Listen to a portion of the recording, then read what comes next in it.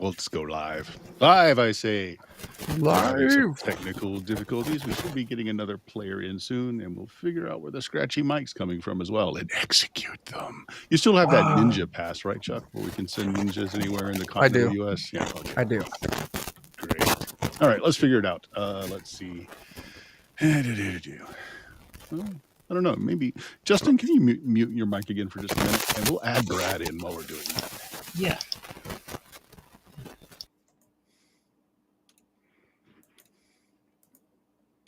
Yeah, it's you, Charlie Hustle.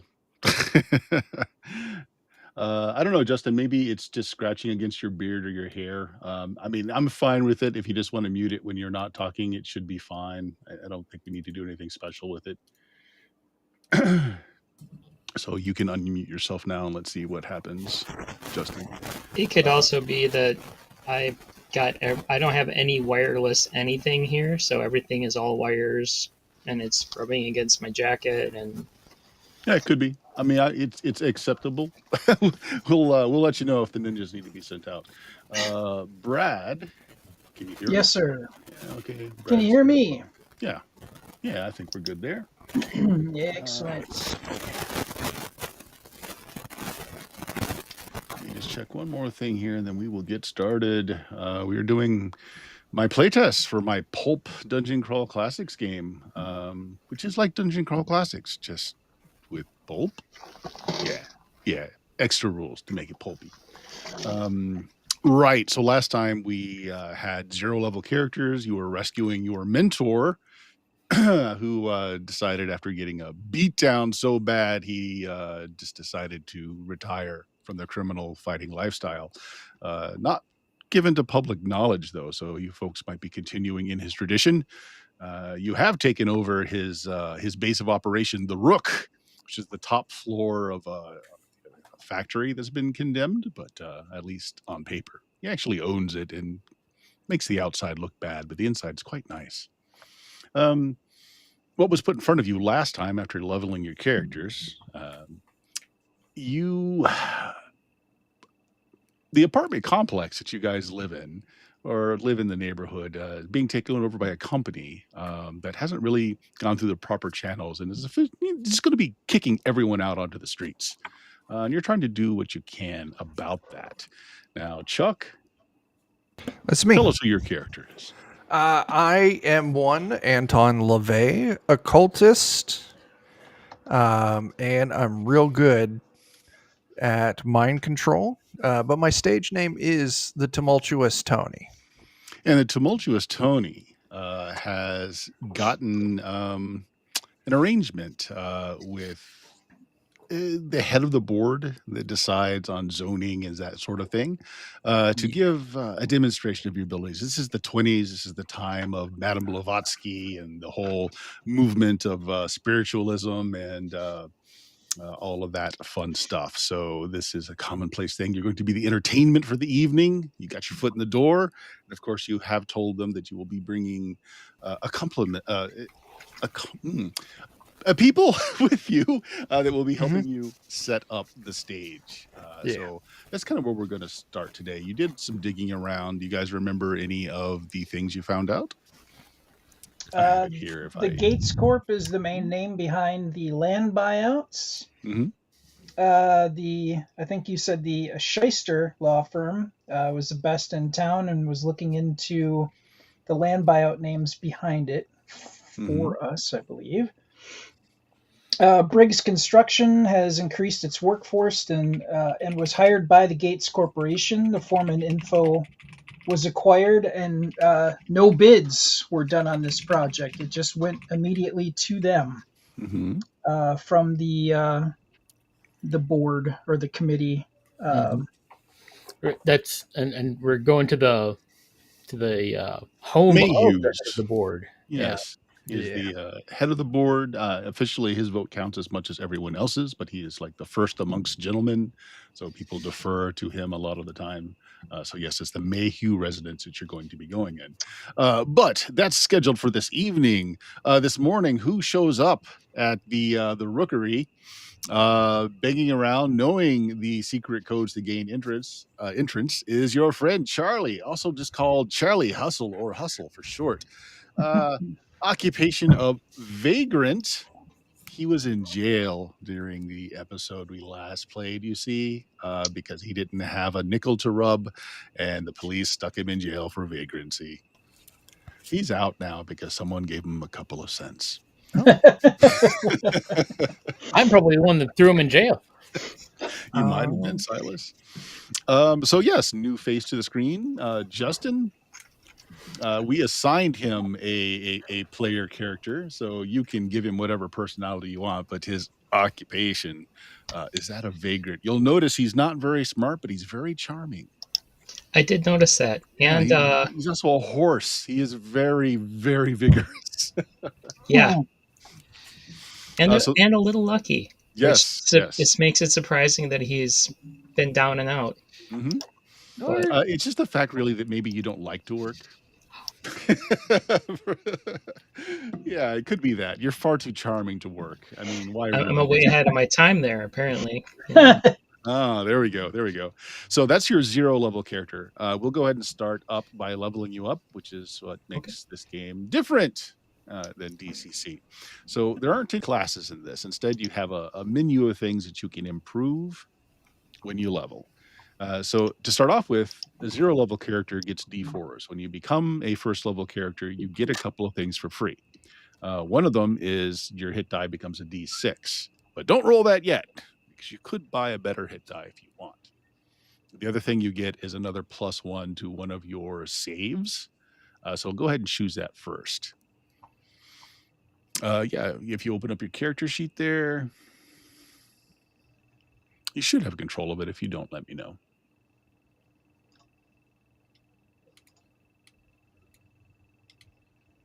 Sorry, I was still muted. Didn't know if I was still creating weird noises or not. I thought maybe it was my coat, because it was old leather, was rubbing against stuff. Maybe that was part of the problem. But it sounds fine now. So yeah, let's go with it. Let's go with fortitude, since he's like a horse. Yeah, even more fortitude. Always a good place to put it. Now you have 5 points to spend. Things you can improve are your hit die. Okay. You can pick up another occupation that you might have trained in. Maybe you picked up something in jail. You can buy some status that typically comes along with a job. Like our police officer here has a little bit of status. Mm-hmm. You could buy some wealth. Maybe you got a hot tip coming out of jail, and you made good at the bookies, and you got some money in your pocket now, so you can buy a better starting wealth. Mm-hmm. Let's see. Let me get to my menu of things. There it is. Okay. You can buy talents. Like Chuck's character has the ability to control the minds of men. Those are expensive ones, but useful. You can upgrade your Pulp die, which everybody starts with a D3 at first level, and it increases every other level. But your Pulp die can't be used for actual combat. It's just an extra die you roll when you're doing something pulpy, something amazingly cool. Okay. If you wanted to upgrade your die to actually help in combat as well, you could buy up your Pulp die to be useful in combat. It is a 5 whole points. It would cost every point you have at first level, but you could do it.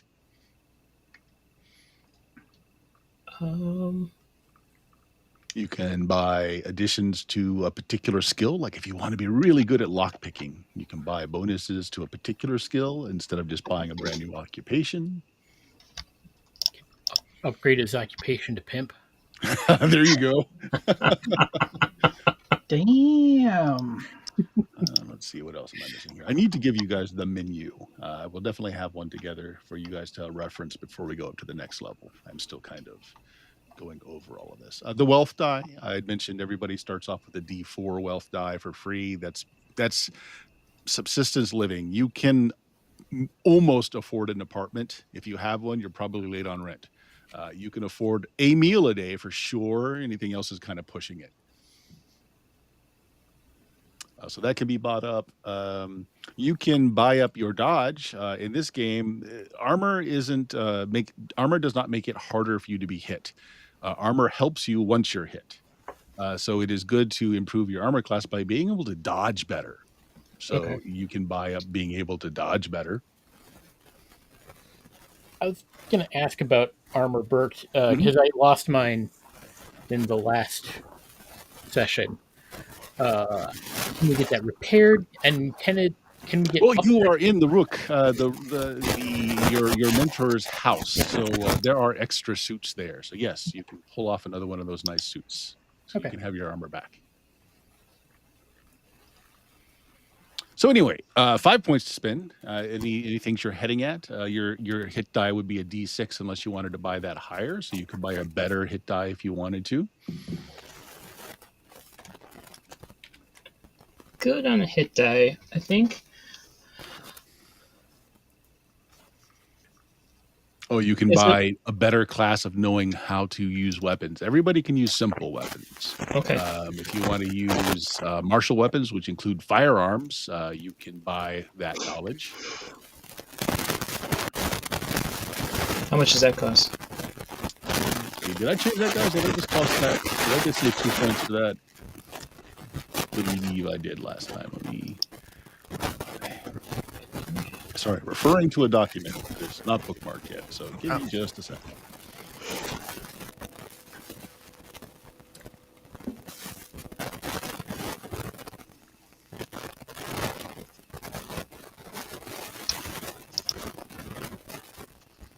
Here it is, weapon training. Martial is 1 point, actually. Exotic is 2. So it costs 1 of your 5 points to be able to use simple firearms. Okay, that sounds like a good idea. I'll do that.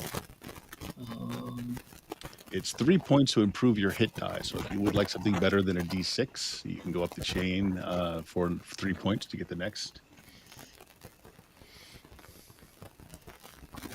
How much to buy more, like buy another point for like reflex or willpower or fortitude? Yes. So if you want to buy up your saves, or if you want to buy up your abilities, those get pricey. Give me a second here. It depends on what you are at currently. What do you want to buy up first? Let's start with that. An ability or a save? I was just considering saves, willpower, but okay.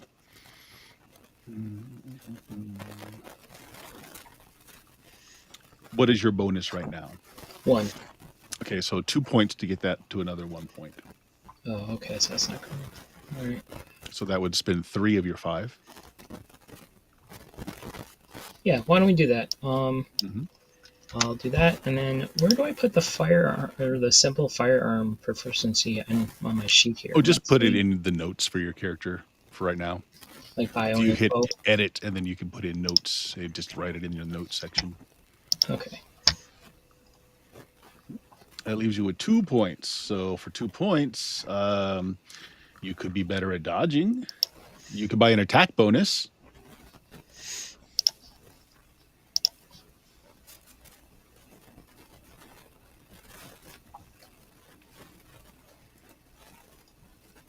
You can move faster.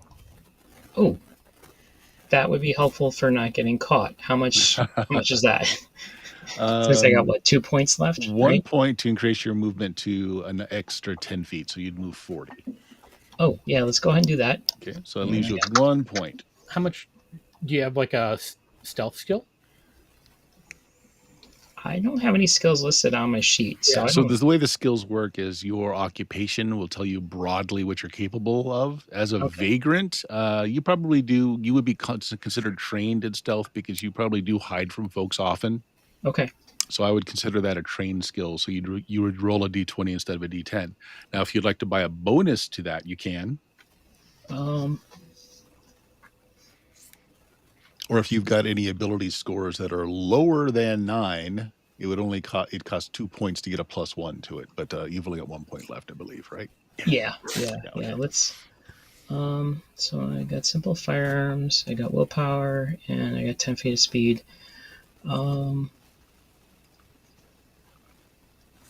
Is there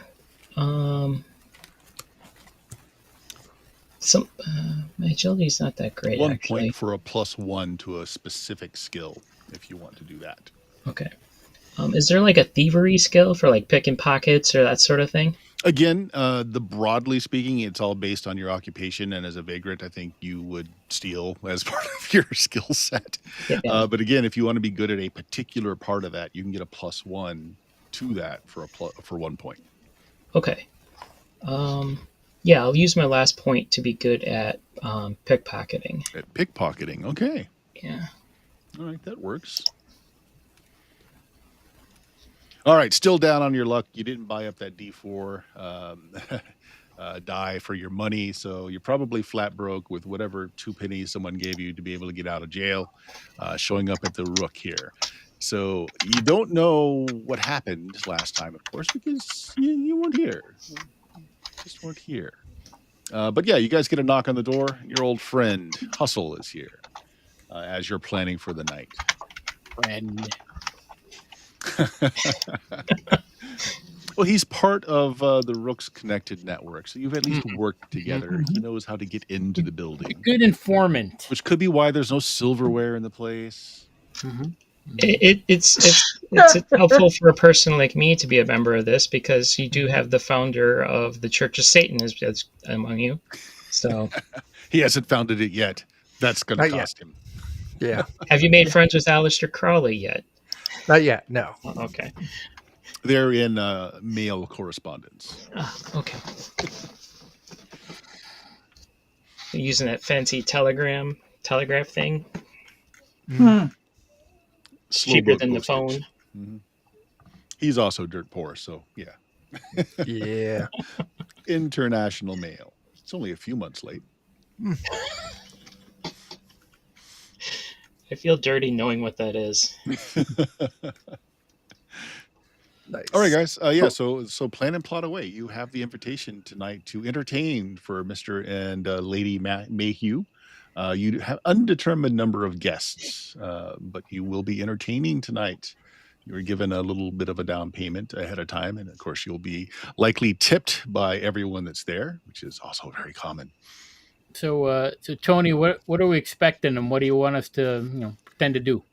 So they're going to be expecting that old razzle dazzle.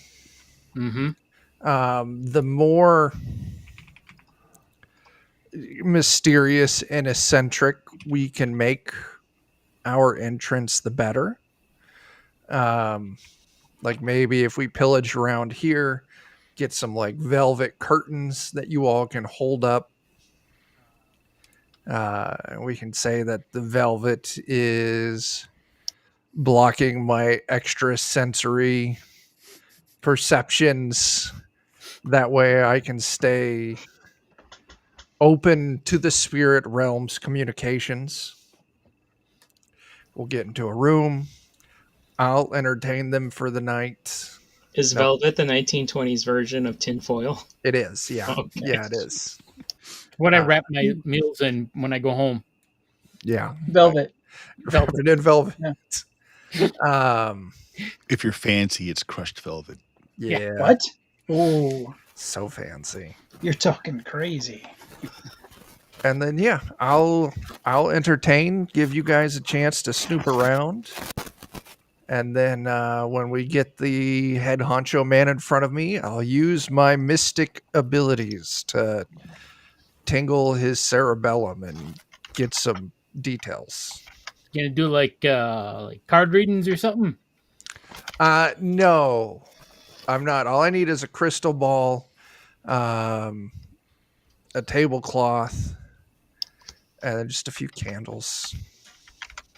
All of which is your normal entertaining kit. So And you have you should probably have a mystical turban as well.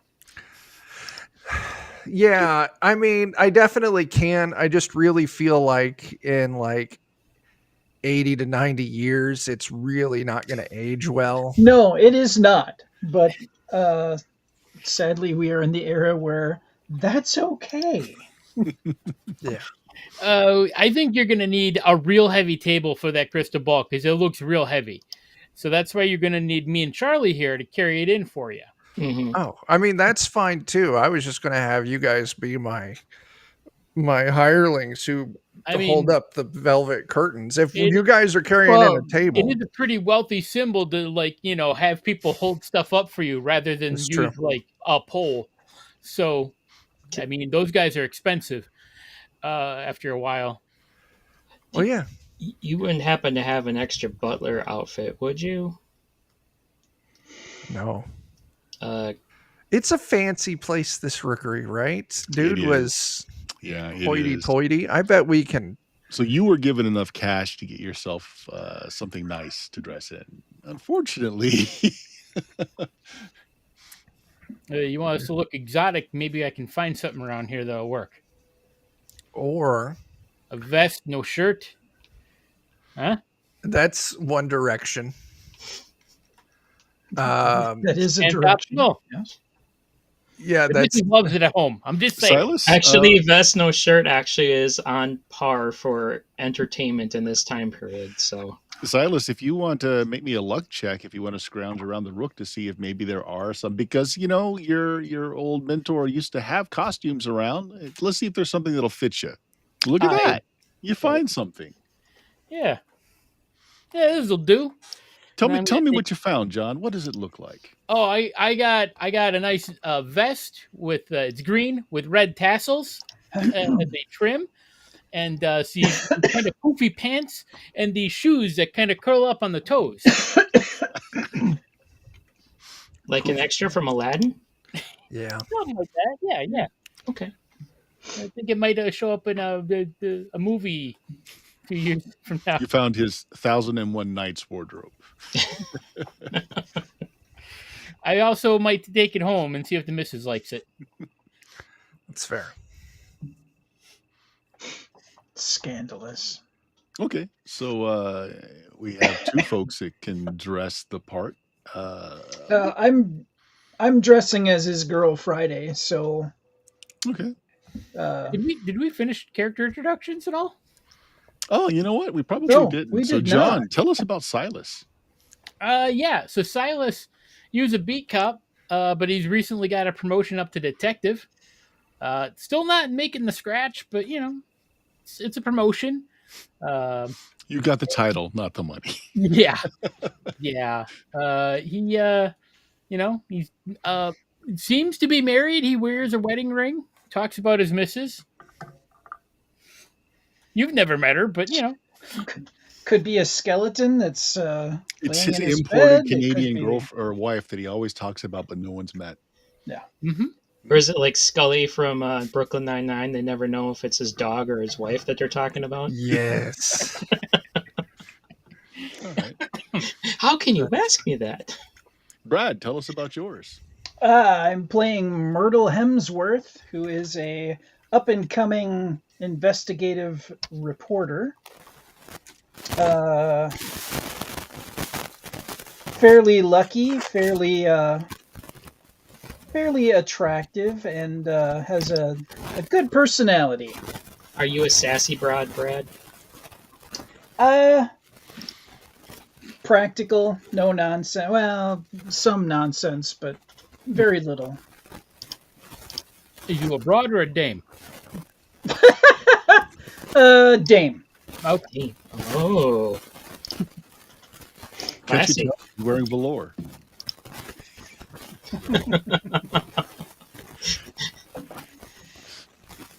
Okay, so yeah, there we go.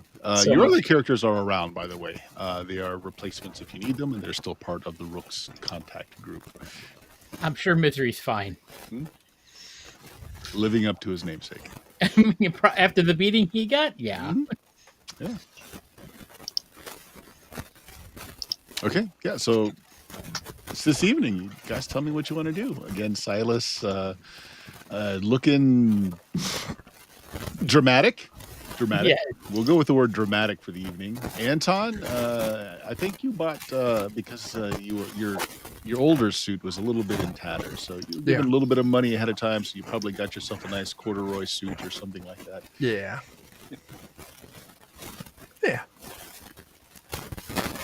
All right. How about Charlie? And I'm sorry, Brad. Can you put your character's name with your name down there as well? Oh, This I'm makes sorry. it easier for me. Yeah. Sorry. Myrtle. Yep. There you go. And Justin, if you wouldn't mind muting when you're. Oh, yeah, sorry. Yeah. There we go. I think the ASMR might have been throwing some people off who might be watching. And for some reason, I can't edit my name. It's not letting me change mine either. All right. Well, that's okay. I'll just do it on the table here. We know Anton. We know Anton, of course. And you're playing Myrtle, correct, Brad? Myrtle the turtle. Yeah. Okay. Good enough. I'll just stick those out there so I'll remember the names. Okay. Any other planning you want to do for the evening, or anything you want to pick up? So Chuck, your character has powers now, but you've probably relied on some sleight of hand and trickery before to make your to sell it previously. Once we get inside, I'll still lean on that. I do want to flex my powers a little bit. And as we approach, like we're standing outside the front door, sure. I'm going to use some of my mind control to see if I can grab a guest or two, just to plant the thought that they should go open the front door right now. Okay. So you want to get there a little early in the hopes of catching one of the guests outside? Well, no, I was thinking we show up a few minutes fashionably late. Okay. And try and just upsell our entrance with some mind control. Okay. So if you want to show up fashionably late, just a little bit, there are already cars parked out in front of the establishment. Very nice Rolls-Royce. Beautiful cars parked out front. Not a lot of them, though. Just two plus the owners as well. And there is a doorman outside awaiting you, particularly broad of shoulder and chest. He's definitely carrying a firearm under his well-tailored suit coat, but not well-tailored enough to hide that. Not to mention he seems to be fidgety as he kind of taps his fingers on the hilt of it through his coat. Greetings, sir. It is I, the tumultuous Tony, and my assistants. You the entertainment for the night, then? Yes. You know the rules of the house? No. Come here. Okay. Let me smell your breath. Ah. All right. His lordship doesn't like the help to drink while they're entertaining. You're welcome to, if you're invited to stay after your little show, you're welcome to drink anything you're offered, of course. Good but to know. He's very strict about the help, not drinking. No drinks unless specifically handed. Oh, these are my assistants. This here is Sir McGonagall. I'll point to John, my armed escort. They don't look British enough to be Sir'd. It's theater. Yeah. All right. Showmanship.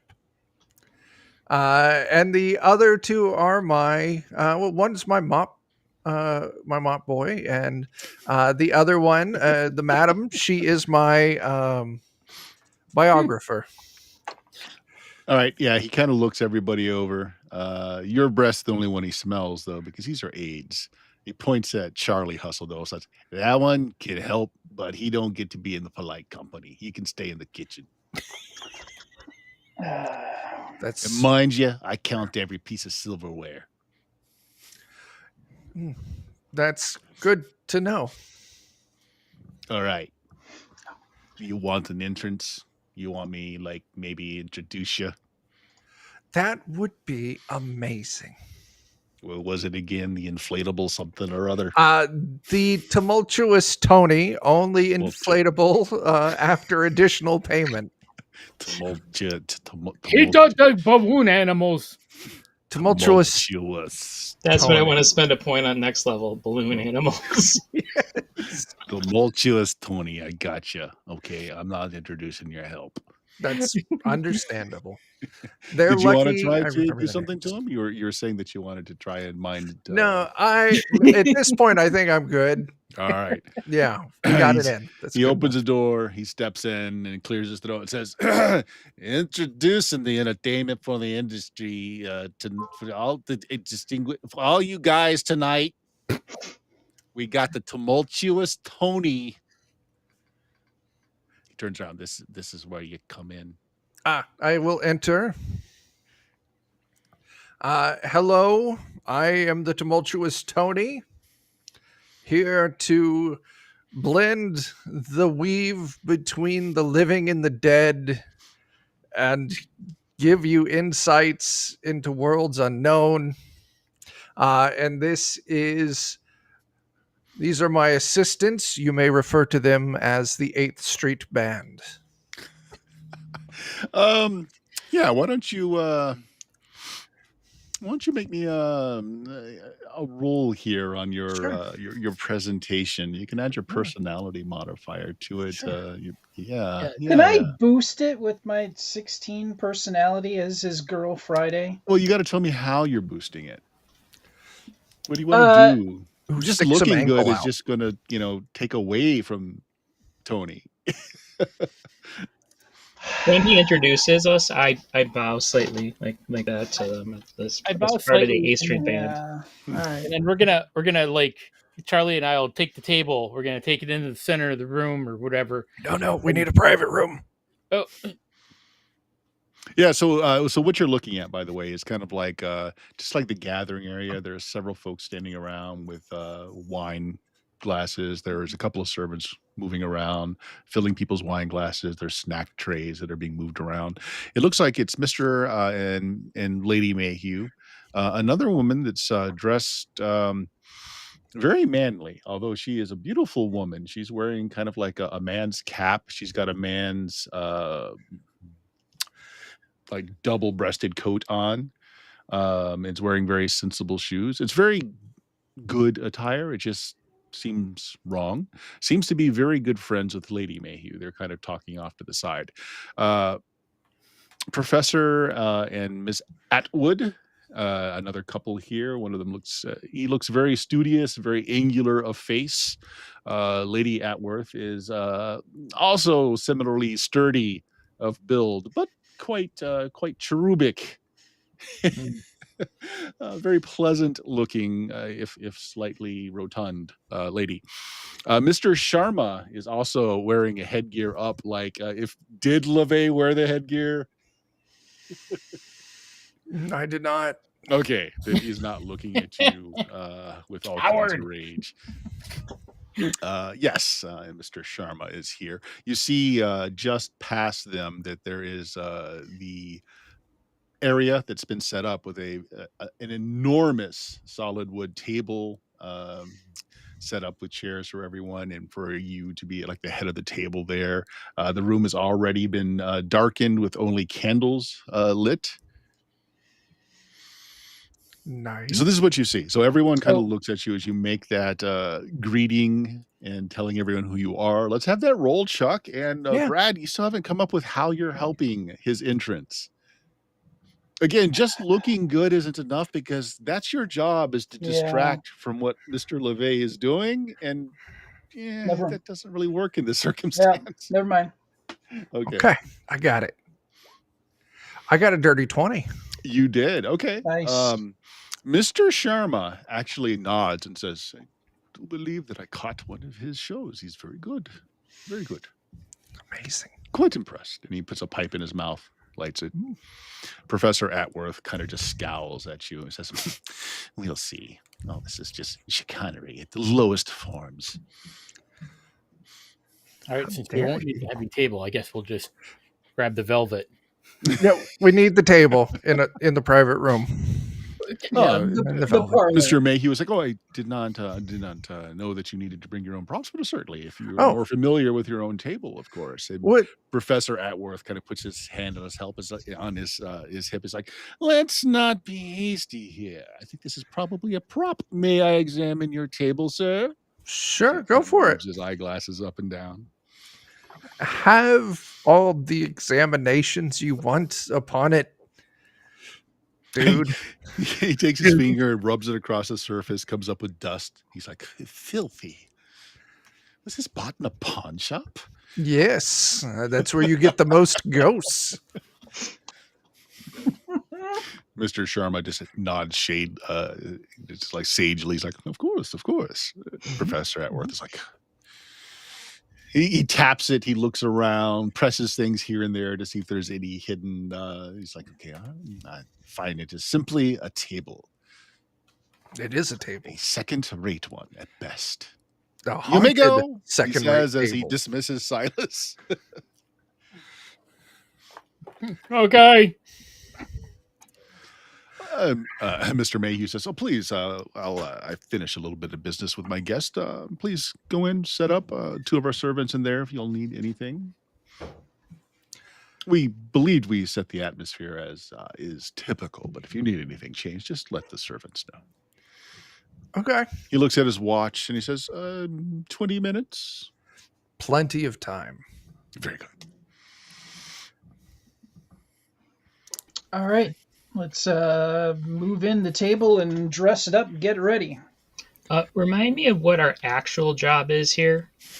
Oh, we got to dig for information to see how they managed to push through a giant zoning change and work construction lease that's going to displace blocks of poor people so they can build a mini mall. Money. Lots and lots of money. Yes, absolutely. But we're trying to get to the bottom of how we can save all the poor folk from getting thrown out of a gentrified area. And also, you should be aware that we are also those poor people that will lose our home. Well, y'all, yes. Okay. But I am concerned. I know where I came from. Just slumming it with us, aren't you? Well, no. We could push for rules for rent control or historical significance of the buildings. Or we could hoodwink all of these rich people and make good money, figure out what evil scheme they're up to, and then embarrass them in the news. There we go. See, I'm okay with that. I don't know about stealing from them. That kind of crosses some lines for me, but embarrassing in the news, or, steal information. Stealing, he said hoodwink. There's a difference. Hoodwink means to fool. Even an illiterate idiot like myself knows that. They are going to want to give us their money. And besides, they've got too much of it anyway. We're doing them a favor. If we swindle enough out of them, they get to treat it as a tax write-off. And we can donate some of the proceeds to like food kitchens in the area. And poor people. Yeah, you didn't know that on the line 76 on your IRS tax form? Being swindled by poor people is tax deductible. It is. Yeah. And I mean, nothing bad is going to happen to the economy anytime soon. It counts as charity. We're doing the Lord's work here. We are. Charity. Absolutely. Doing the Lord's work. All right. So there are 2 men in here again. Mr. Mayhew seems to employ quite robust help. He likes them thick. Yeah, he does. They just kind of stay out of the way. They're watching, but they just stay out of the way. Is it properly seance-y themed in here? It is. They kind of move things out of the way so that you would have more room to perform. So that's why there's just very bare stuff here. There's a sink that was left in the back there, or brought in, I should say, in case you needed to wash up or anything. He wasn't sure if you were going to murder chickens during this, so you know. There is a fireplace roaring, making the room quite both smoky and warm. And Okay. the table laid out has various snacks and bottles of wine. Now remember, the wine's not for us. Mhm. And say anything about the snacks. Unfortunately, it looks, as far as you can tell, like there's no other exit out of this room. Other I'll windows? ask the help. Okay. What How do do you I ask get to to the help? kitchen then? I would like my assistants to be nearby, but not visible. Is there like a side path out of this room where they can wait just inside of? So the room is kind of ringed in like curtains. Yeah. Again, you think that they probably set them up so that you wouldn't get any stray light. He moves to about right here. He pushes the curtain aside, and you can see that beyond that is like a courtroom. And is that a dead end as well? It looks like it is. That's lame. The other one goes over here, and he pushes these curtains aside. And yes, in fact, there's a fully staffed kitchen. Folks are just kind of sitting down. Some of them are reading, listening to the radio, turned down really low. Is there a way through the kitchen? There looks like there's a number of exits in the kitchen. And he points at Charlie, says, "You there." Oh, yeah, they said you had to wait in the kitchen. They did. I wish I was a color other than white that I can complain about it.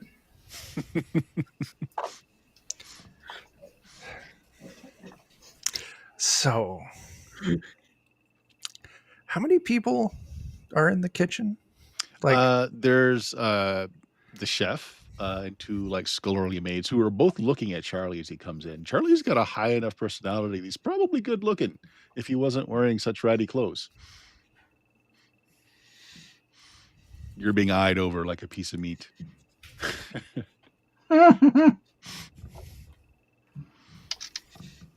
Three words: scullery made action. He didn't say I couldn't raid their pantries. oh god, Oh, pantries. Yeah, I was gonna say. Like, the R is important in that sentence. One of the maids pulls out a cigarette case, puts one to her lips, and looks right at Charlie and says, "You got a light?" of course you do. But we'll say yes, I do, and I'll, we'll say I stole one off of someone that morning, so it's not like a bad looking one. It's a Okay. fairly decent looking Zippo. It's not like gold plated, but it's not like a busted ass. Yeah, one of one the either. early like po' boy lighters that are kind of cylindrical. It's like, yeah, Yeah, okay. where you have to press on the one thing, and the lid flips up, and the wick's there. And Okay. Yeah, a good trench lighter. Yeah, I'm so sure she they come looks you with up and that. down as you light the cigarette and says, "You've got nice hands." Yeah, and I try to take care of them. What are the rest of you guys doing? Charlie's chatting up the staff. I guess I'm gonna do my best to dress the table and get it set in Okay. the appropriate fashion for Tony, as a good Girl Friday would do. I'm gonna kind of wander around the room, and I'm gonna make it look like I'm doing like weird ritual things in preparation, like maybe saying a chant or something, moving my hands, but I'm just trying to eavesdrop on people. Okay. I'm You get moving close to one of the bodyguards who says, "You kiss your mother with that mouth?" around. Oh, what over that mouth.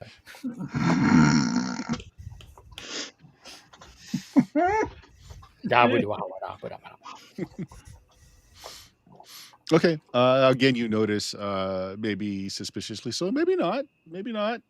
In the age where you can buy a handgun through Sears, they're armed. Not surprised. Go ahead and I'll tell you what. Make me. What is your occupation again? Detective. A detective. Oh yeah. Go ahead and make me a roll to just observe the place. Okay. It'll be a D20 because that's definitely within a skill set you are familiar with. And if you bought up any skills in this sort of thing, No. add it to it. And 2. In this case, intelligence would be the bonus to use. Oh. Intelligence. Yeah. Then that's a 3. Mm, I rolled very poorly. yes. With my Right. rolls today. I almost forgot. Did somebody roll a natural 20 earlier on?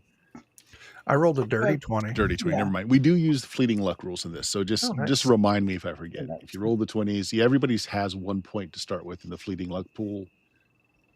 Okay, so yeah, just to throw that out there. Okay, you don't see anything special, and you don't pick up on any giveaways from body motion or anything from the two gents that are here to look the place over. But yeah, you get a good look around, and as far as you can tell, the only other ways in or out is you got this coat rack or coat check area in the back, and you got a kitchen that has multiple ways in and out. But that's all that you can find. You're closing in on the 20 minutes. LeVay, you doing anything special before it all kicks off? Just getting set up, making sure I got a comfy chair, making Okay. sure my chair spacing is just right so I can wiggle and lift the table with my knees from underneath. Okay. Yeah. Maybe that's one of the special things about the table is that it's exactly the right height where you're able to do that. Yeah. Okay. I also think, just for sake of things, the two helpers probably move the dining table that was set up out of the way so that you could put your table right there. Cool. Yeah. Okay. Yeah. All right. So unless Charlie has anything he wants to do in the kitchen, which they drop the curtain to close off so you can't see what's going on as soon as you're in there. Is there anything you want to be doing otherwise? Mainly, I want to do the whole. Kind of want to get the skinny on like what's the gossip with all these people in town. 'Cause, Okay. I mean, that's exactly what Help always complains about anyway, or who's sleeping with who, or Absolutely. And so getting the lowdown on that sort of thing with this this class of people here is definitely something that as a vagabond you'd be used to doing. So D20, you can add your personality modifier and go ahead and give me a roll. This is not particularly pulpy. I will tell you guys to add your pulp die in if you're doing something pulpy.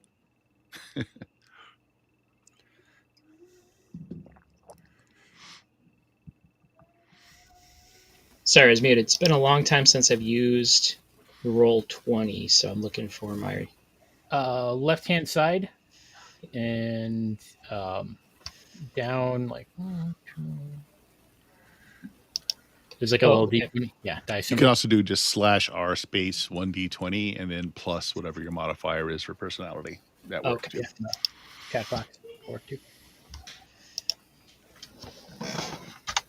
Or can you just click your modifier to roll directly from that? You can do it from sheet as well. Yep. Yep.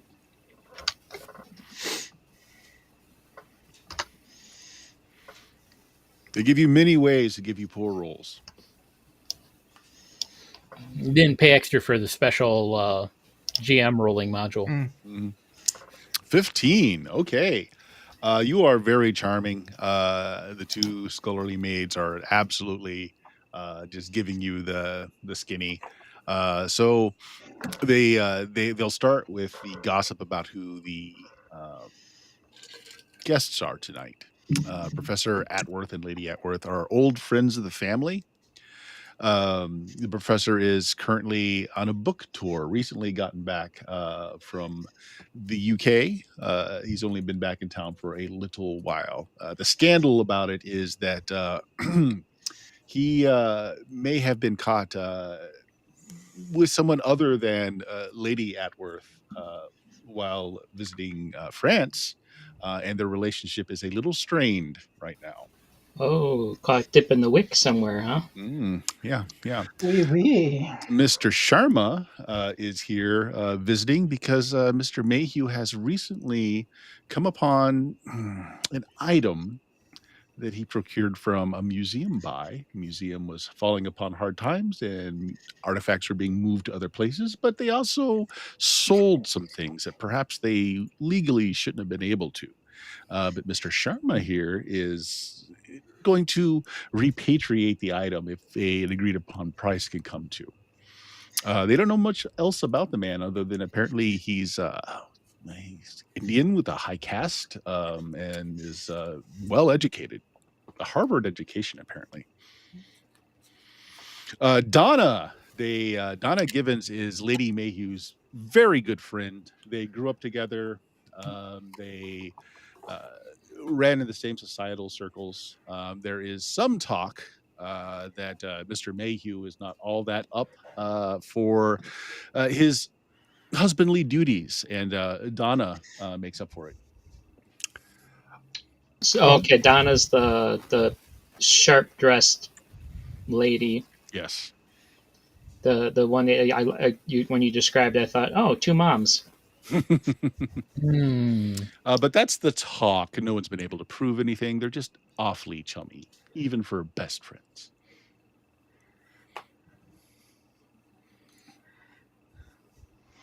Other than that, let me think. What else would they might know?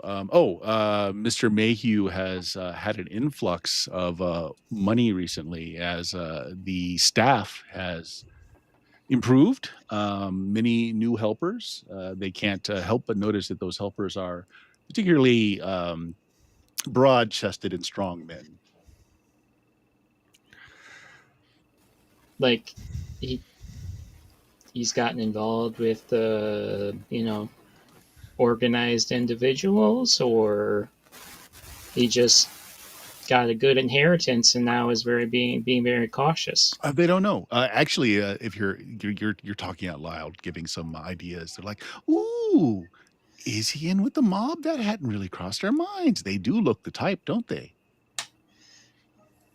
They do talk like it, but they aren't very Italian. Are they all Italian?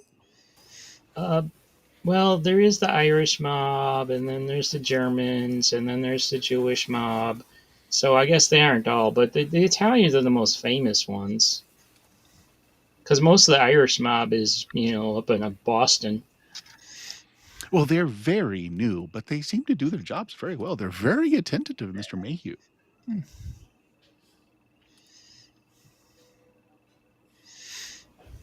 Yeah, that's pretty much all you get. New people in the household, influx of money, and yeah, a little bit about the guests. All right, and selling an artifact to our foreign gentleman. There is an artifact that is in play. All right, your 20 minutes is up, Mr. LeVay, and Professor Atworth comes in 2 minutes before time and kind of looks things over. He's like, "Are you going to be sitting here, Mr. LeVay?" Yeah. You don't mind, do you? And before you can say anything, he picks the chair up, he turns it around, he looks underneath the table. Okay. I'm watching you very carefully, Mr. LeVay. I know that your helper over there, as fabulously dressed as she is meant to distract, but I assure you, my eyes will be on you. I welcome your willingness to help me prove and give credence to my craft. Oh, I love destroying those of you in the craft. Thanks. I'm sorry. I didn't catch your name again. Was it Dick? Professor Edwin Atworth. Remember the name. Atworth. Professor. Thank you, Professor. Very well. Ready to go. It flies just right over him because, of course, you would not be sliding someone above your station. Yeah. If ever there was a guy that wanted to pull the chair out from underneath while he was trying to sit down.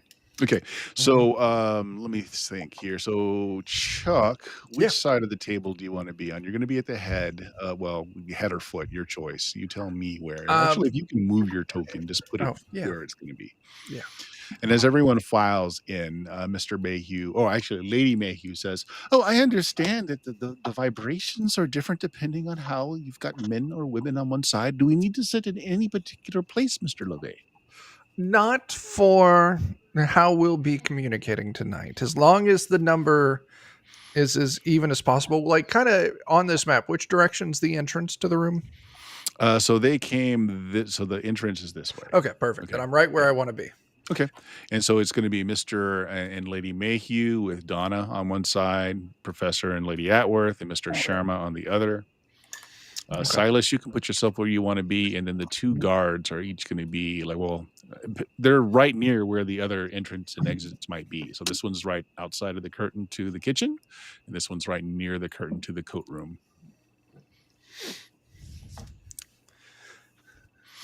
Yeah. Okay. Okay. And so Yes. our mark is here currently, right? Mr. Mayhew, yeah. Everyone files in and seats takes a seat where you want them to be. Again, the room is got two fireplaces going, although banked, so it's just a little bit of light. Lots of candles. The overhead Mhm. chandeliers are not on.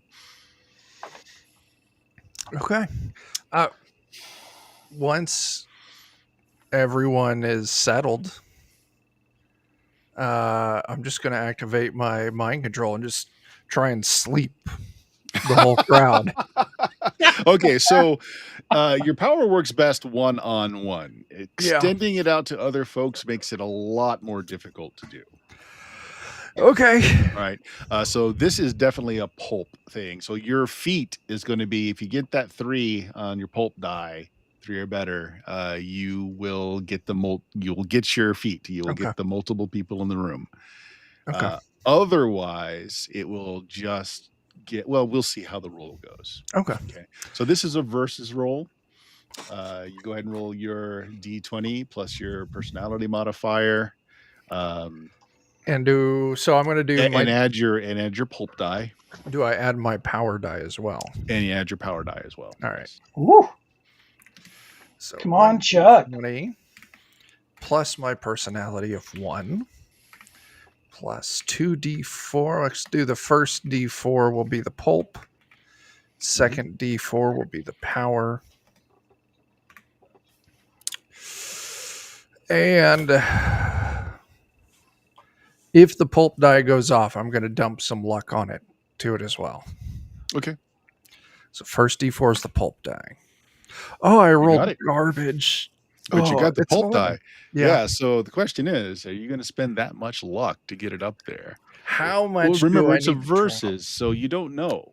Okay. I'm gonna go. Oh, I'm and gonna. also, you guys can spend your fleeting luck for each other. Oh, okay. So anyone that's in the room, Charlie, unfortunately, you can't see the proceedings because the curtain's closed. Unless you wanted to get a little closer. Well, right now we don't have any fleeting luck. No, you start with 1 in the pool. Oh. Everybody starts with 1. Okay. Nobody's rolled a 1 yet, so you start with 1. I'm gonna throw 3 of my own luck and 1 fleeting luck, so I'm gonna bump that up by 4, giving me a 15. I'll throw my fleeting luck on there. I will as 16, well. 17. Okay. 17's a good number. 17. Yeah. All right. I am going to roll a series of dice here. I am not going to put in the bonuses because they're going to have different bonuses. But are you trying to get the guards too? Yeah. Okay. Yeah, I need to get the guards too. Okay. And you have a 17, right? Correct. And it's just going to go around the table, starting with Mr. Mayhew. So he's affected. The Lady Mayhew and Donna are not affected. Mr. Sharma is affected. Lady Atwood's affected. Professor Atworth is affected. This guard is not affected. Is definitely affected. Actually, he just slumps to the floor. And this guard is affected. So the only people not affected are Lady Mayhew and Donna. Okay. Okay, and the difference in your role and theirs is how long this is going to last. So Okay. everyone's kind of slumps. And what's your pattern? Do you just command everyone sleep and that's it? I'm going to start with a big speech, like through the darkness of times, the old one spoke, and I'll just go on for a couple of minutes, just prattling off like Lovecraftian bullshit. Mhm. And then finally end it with just a strong command of sleep. Okay. Right. So everyone except for Lady Mayhew and Donna fall to the table. Now, two of them won't be out for long. That would be, let's see, that's 1, 2, 3. So who would that be? Actually, no, one of them is 14. So 3, right? It's still a fair amount of time. No, you're good for a bit. All right. Okay. So those two aren't, and they're looking around like, oh, Lady Mayhew says, "Oh, this is exciting.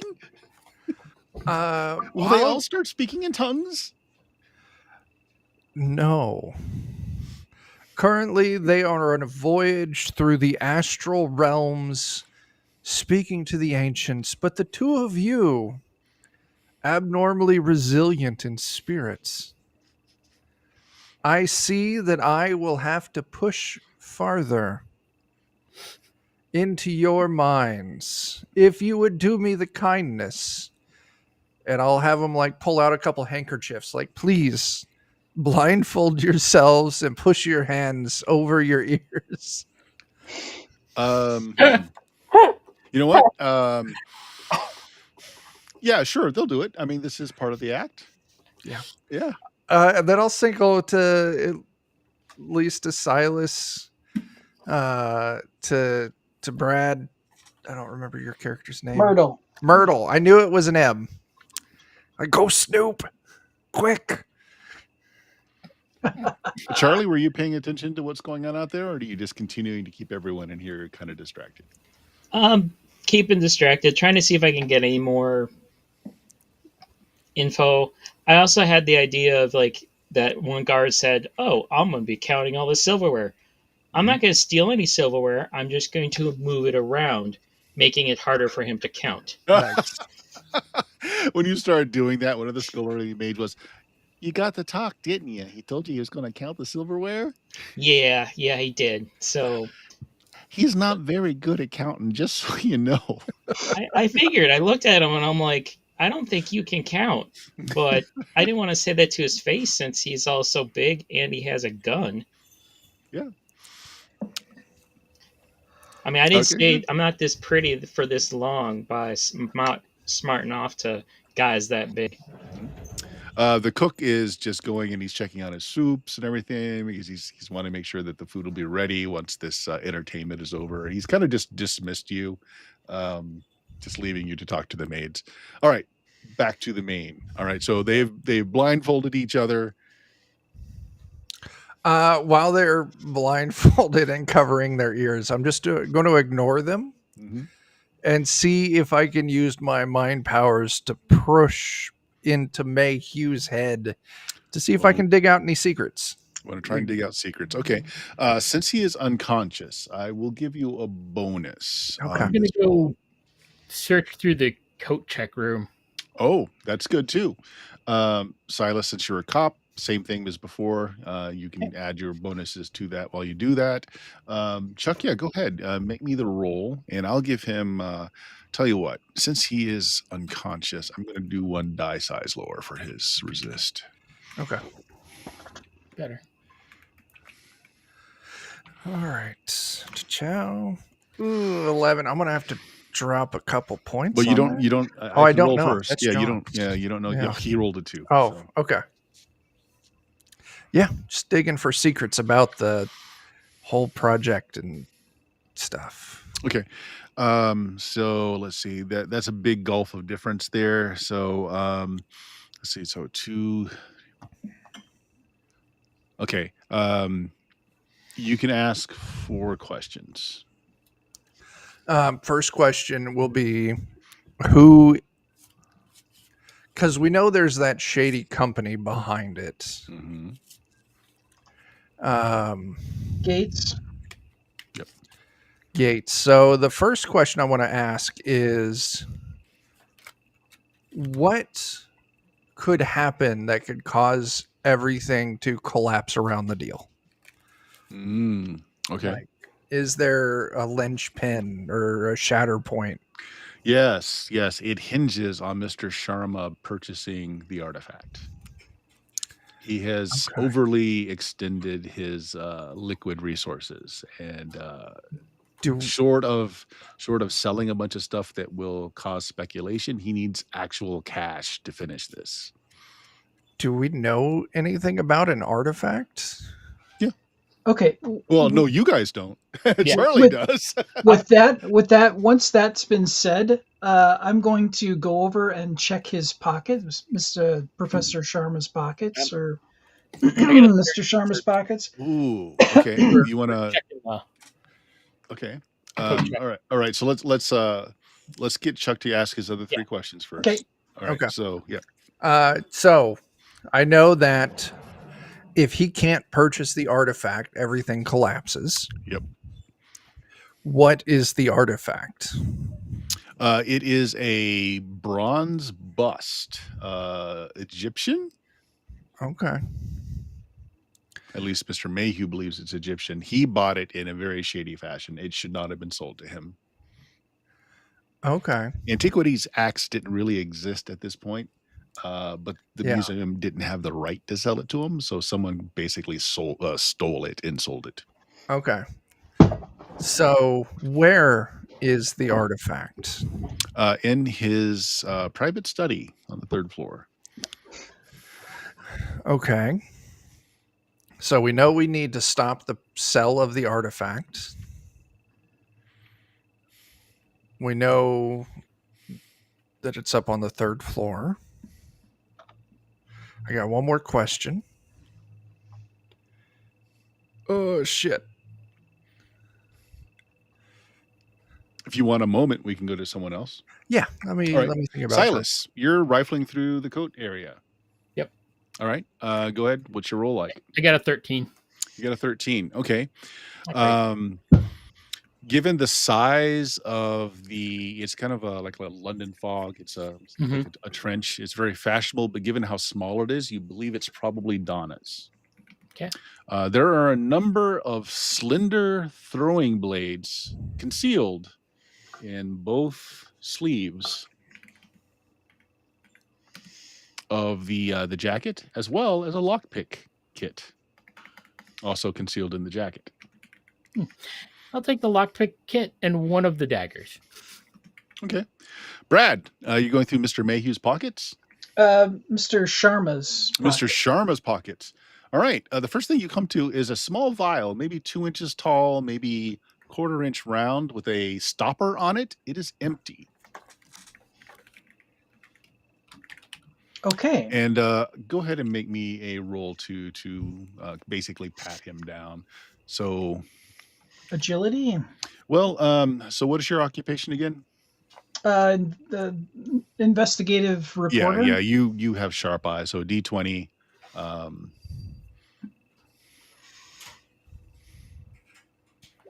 Okay, just a straight D20. Yeah, in this case, just a straight D20, because DCC doesn't really have a perception skill unless you purchase one specifically. It's usually a luck check. In this case, you're patting him down. You know what? You can put your intelligence bonus, because you can think of where would I conceal something? Okay, so D20 plus 1.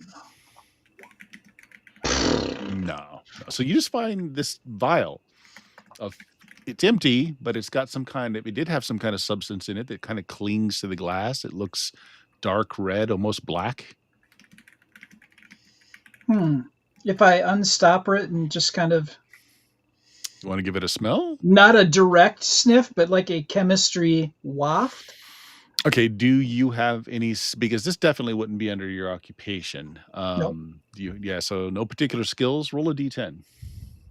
You can add intelligence to it, but just a D10. Okay, so D10 plus 1. 7. It doesn't have a smell. Okay. Okay. Then I put it back in his pocket. Okay. Chuck, have you thought of the last question? Yeah. Last question. What could harm Mr. Shawarma's finances the most? Like, does he know something that could really screw up this guy's ability to purchase? Okay. Mr. Mayhew doesn't know that because he doesn't Okay. know how Mr. Sharma intends to pay. Okay. It was a risk, Yeah. but I took it. Okay. Venmo. Venmo.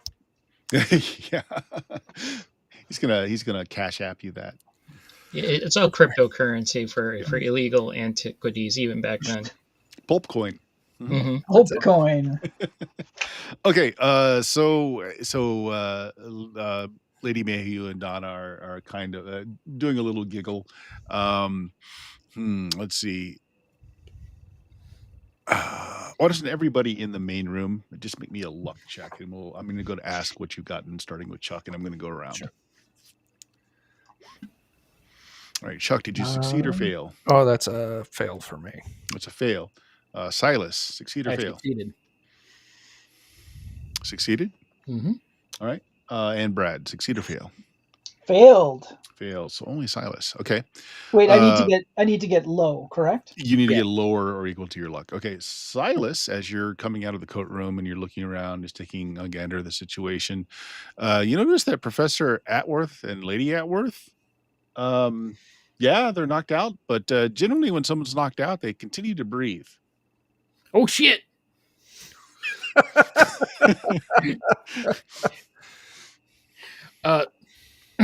Anton, you might want to bring them out right now.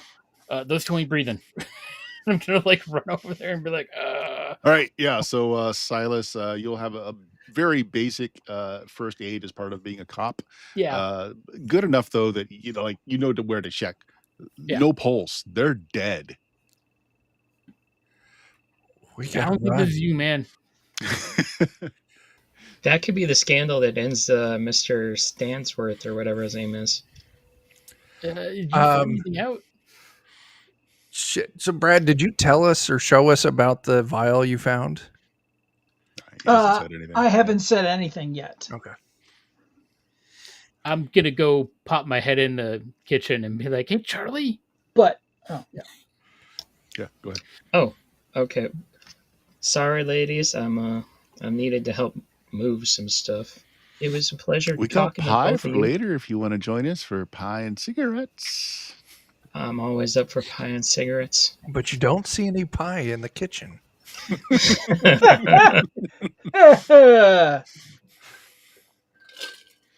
Okay, yeah. So Charlie, you come out to the room. Again, it's dark except for some candles. okay. Uh, Can I They're, not can I bring- say they're some- dead. can I whisper something to Anton now? Yeah. Yeah. I think that there's poison in Mr. Sharma's pocket. I found a vial of a very strange liquid that has no scent to it whatsoever. What kind of.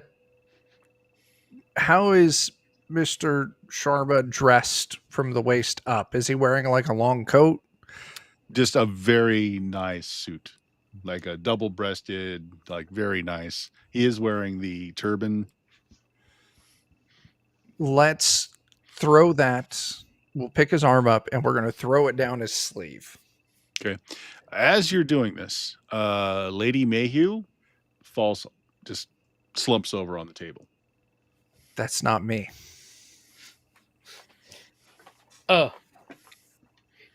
Anton, do you know anything what the fuck's going on here? Why would Sharma poison everyone? Because Sharma is trying to purchase a bust that's up on the third floor. Yeah, the maids are telling me that that's the whole reason he's here is to buy some antiquity that. Donna removes her eye cover and she's like, Jane, starts shaking. It's fine. She is deep in the ether realm, unharmed. right. Yeah, try to You persuade her of that. are so Go ahead, give powerful me a of roll there, mind Chuck. and wit. It is like an impenetrable bank vault. Oh, I rolled a 4. Can I jump in now and be the distraction? How do you want to distract her? Madam, how dare you? Okay, go ahead, roll.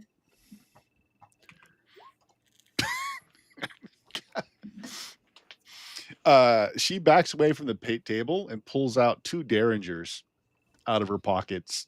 You hear her click back the hammers on both guns as she tries to cover everybody in the room.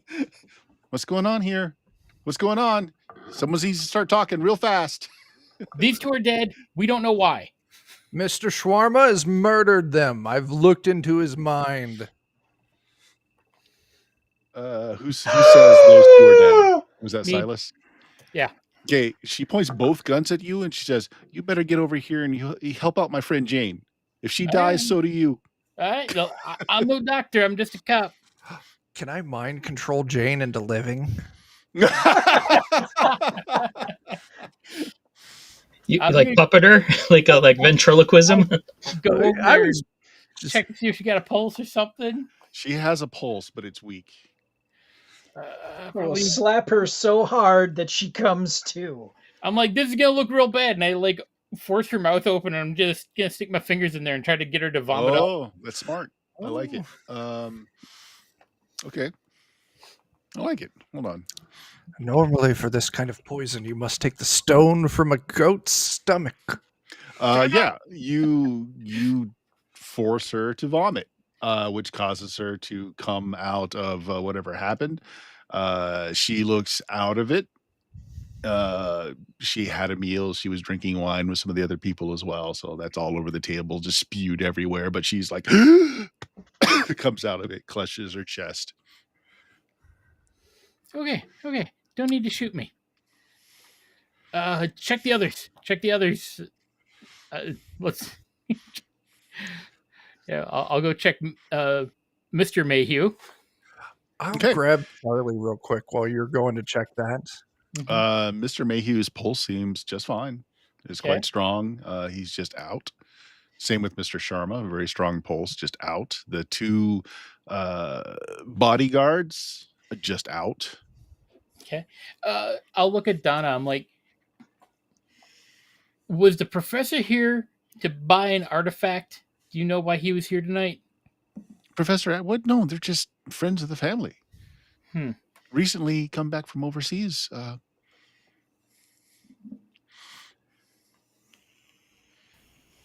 Somebody said they were poisoned. I think so. Okay.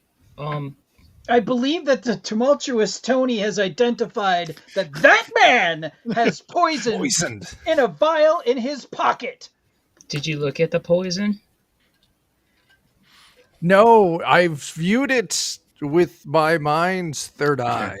I'll Donna give Charlie an exasperated look like, come Donna on." starts calling out very loudly, Charlotte, call the police.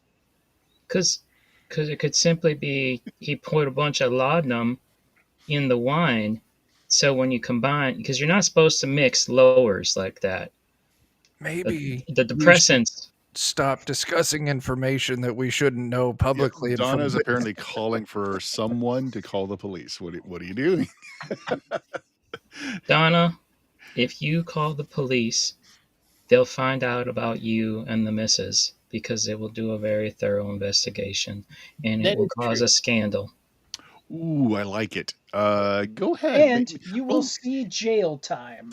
Roll me a persuasion roll there, Charlie. D20 plus whatever your personality modifier is. That sounds real good.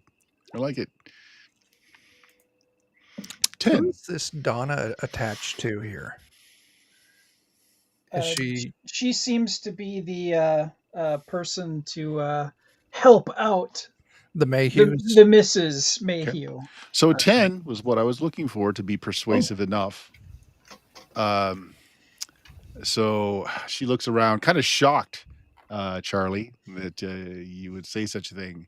And so she puts the guns away and she says, I'll handle the servants. You figure this out.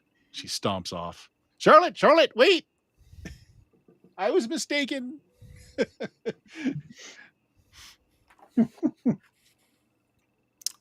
All right, can we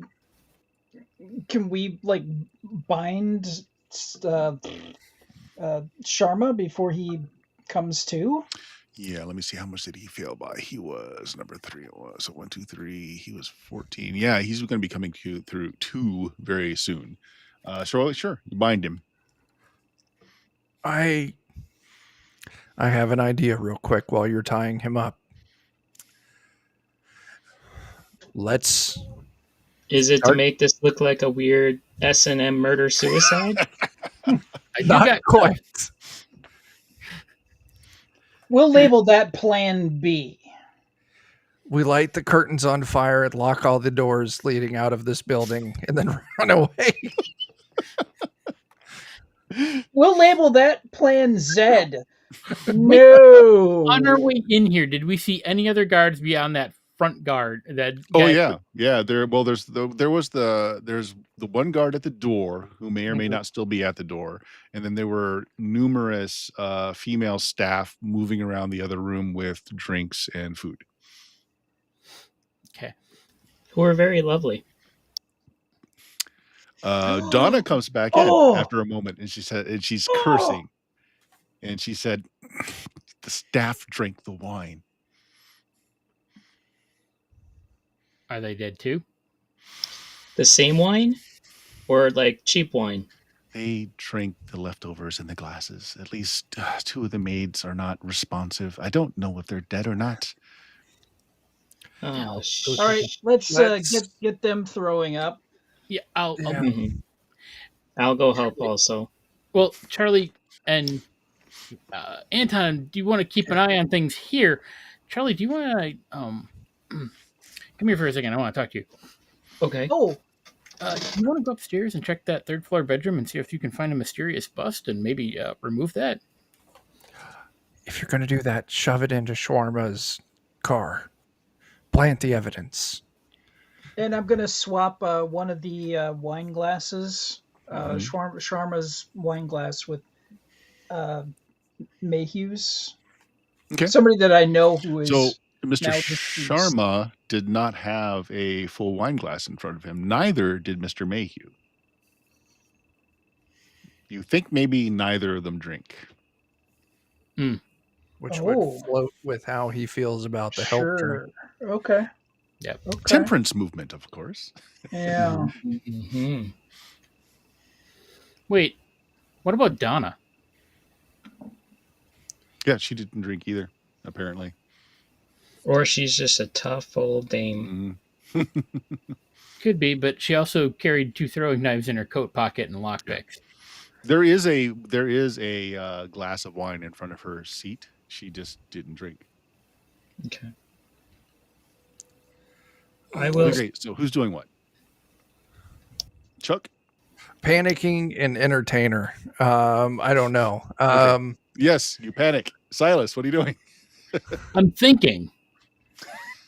No, I'm like, is Donna in the room with us right now? She's not. Oh, well, Here's Donna how- has come back. She's come back to tell you that 2 of the maid staffs have either passed away or are passing away. I'm gonna. I called Charlie over. I'm like, what if Donna spiked the wine, hid the vial on Sharma, and is trying to steal this bust for herself to sell? What? I mean, that's possible, but then she's risking killing her friend. You seem very concerned that Lady Yeah, Mayhew was passing away. No, I think this is purely financial. Sharma probably didn't want to spend the amount of money he would have had to pay for said bust. And Silas, I think it's a good idea that once somebody goes up there, I think you seem to be more experienced in this area, whereas I've dealt with ODing sick people before. That's true. I mean, I've seen my fair share. Usually too late. Yeah, it almost always is, but Yeah. I think I can help them. Plus, if they wake up, they know my face. All right, that's fair.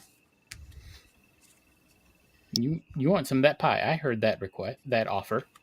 Okay, we'll Well, go I'm back not gonna around get the then. pie now. It's gonna smell like vomit. I don't Chuck, think you're unaccustomed to that. are you doing anything, Chuck? Um, it sounds like the others have a very intricate plan. Okay. Shawarma's tied up. Forcing people to vomit. I will say that you guys made your possibility about Donna while she was out of the room, but now she's in the room telling you two of the maids are out. So Silas, Brad, well, sorry, Silas, Myrtle, Charlie. You guys have a What's plan? Donna's Something you last do? name? No. Donna What were you Givens. Okay. Can I say, Miss Givens? Can you help me? Um, get the maids to vomit the same way that Silas did, for the madam. She To looks help save, over because to I make think sure. Yeah, sorry. Go ahead. because I think while they know my face, they also might be a little bit more relaxed if there's a woman there when this happens. Okay, yeah, that's good. She looks over at Lady Mayhew, who is a little out of breath, but she nods that she's okay. So Donna follows you into the room. She has not let go of her guns though, and make sure that you go first. But okay, you've got her out of the room. Silas, Myrtle. All right. Myrtle, do you want to try to schmooze your way past the guards? Mr. Sharma is starting to come out of his LaFay induced Anton, Anton. talk some bullshit to him. He buys into your shit. I will talk so much bullshit. It's why am I bound? What You- is going on? As soon as the magic started, you were immediately possessed by a ghost in the table. Oh, Tuesday, yes. And we had to restrain you and stuff.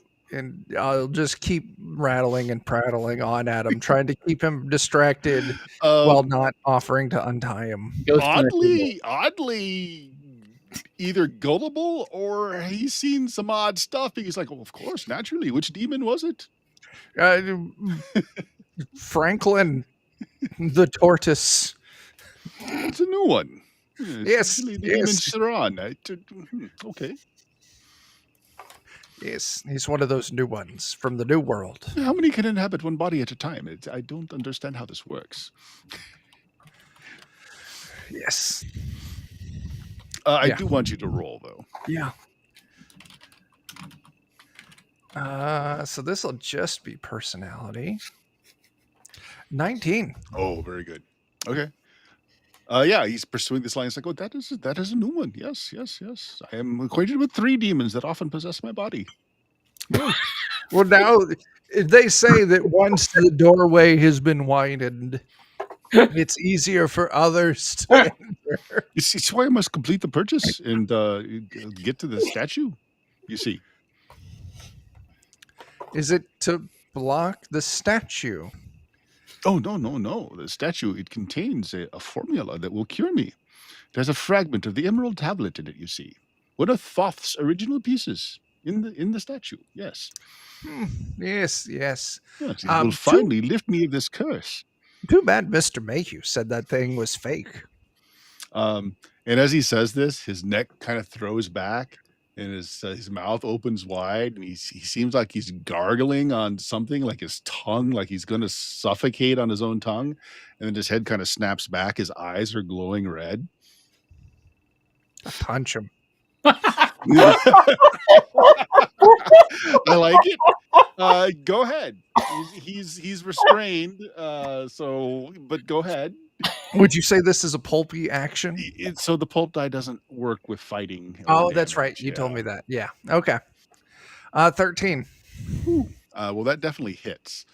Since you're just using your fists, however, yeah, it's D4 plus your strength. Okay. So for me, bonus. D4. Ooh. Single point. Okay. All Stop right. So you clock him, his head turns back and he looks at you. He opens his mouth and this long, almost serpentine tongue kind of lashes out and starts speaking in a language you don't understand. Come on, man. I just do this to earn coins. I don't get paid enough. for this. Yeah, maybe Anton has experienced an actual possession before, maybe not, I don't know, but I think, maybe you need to make me a save. I think Yeah. maybe Is this a will save? yeah. This is a I don't poop myself check. I got a 14. Okay, yeah.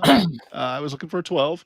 So Okay. you hold your composure together, but, yeah, this ain't natural. This ain't natural unless this guy's really good at illusions. Guys, we should run. Lady Mayhew, who was kind of, she's catching her breath, and she's like, "He's speaking Aramaic. The fuck do you know that? I'm a scholar of many languages, and in particular the languages of the good book. He's leveling a curse upon you." Oh, shit. I'm in the room still, yes? Yes, yes. I am going to what's all on the table? Beverages, small plates for like small, like mezzo, small bites of food. Napkins or anything? Sure. Yeah. Like cloth napkins? Yeah, absolutely. I grab one, wad it in my fist, and I'm just gonna shove it in his mouth. Okay. Okay. That shuts him up. Okay. Okay. Now we should go. Charlie! Charlie is now helping the two ladies who seem to be not doing well. They got a lesser dose as they were just finishing off the wine glasses of the guests. Charlie, I'm not sure if Vagrant would know a lot about medical, but you can give me a D10 plus your intelligence bonus roll. Actually, you know what? I take that back. I imagine a vagrant has become very good at self-induced vomiting because, Mhm. you eat something that you maybe not should have, and you're just testing it out. Yeah, roll a d20 instead. Where do Rat you was- Yeah, that was going to be my thought. Charlie. Yeah. Buddy. He said it's time Oh, to go check nice. that fence out again. Okay. Yeah, 19. Okay. You help induce vomiting on the two maids and likely have saved their lives. Wow, my dice rolling is going the exact opposite. Okay. And Brad and John can attest to that. Yes. This has caused a Yes. bit of an uproar, however. The door opens and the greeter out there is like, "You say something? Mr. To who? Mayhew? Hey, He's told sleeping. you to stay in the kitchen." He points at you and starts walking into the foyer.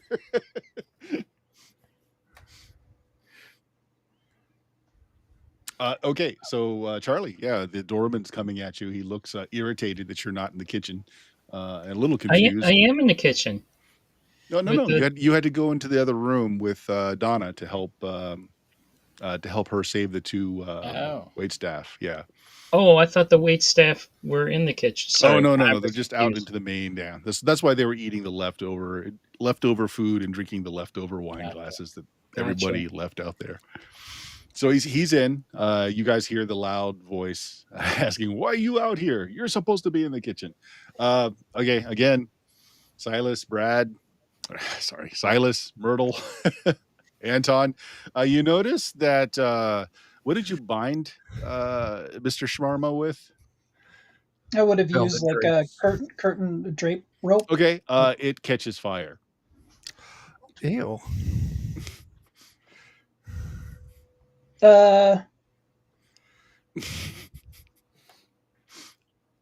I go running out the door into Okay. the other room. I'm like, "Fire! There's a fire! Call the fire brigade! One of the candles went down. Show's over, folks." Hey, Hmm. can I run to the pocket where I know the vial is and grab the vial. Ooh, making an initiative roll to see if he gets out before you get to him.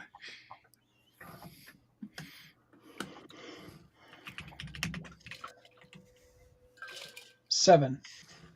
Ooh, that's not good. But it's better than a 2. Got it in. Sure. You notice as the ropes are burning, it's actually caught his turban, which is burning as well now. But you're able to get to him before he frees himself, and you pull the vial. Okay. All right. Let's see. The thug from out front, after Silas comes out running fire, pulls his jacket off like he's going to use it to smother a fire. Mr. Mayhew, I'm coming. And he bursts into the chamber. What a sight. to What a see. sight. Yep. Man, things escalated real fast. So fast. I was just going to respond to him like, and you're supposed to be out front. Who are you telling me to be in the kitchen? You ain't doing your job either. Yeah, he ignores you as he's going to try and put out the fire with his jacket. All right. Yeah, he's not too many brain cells to rub together. So he sees Mr. Sharma's on fire and basically leaps over the table, covering Mr. Sharma with his jacket, which knocks Mr. Sharma to the ground.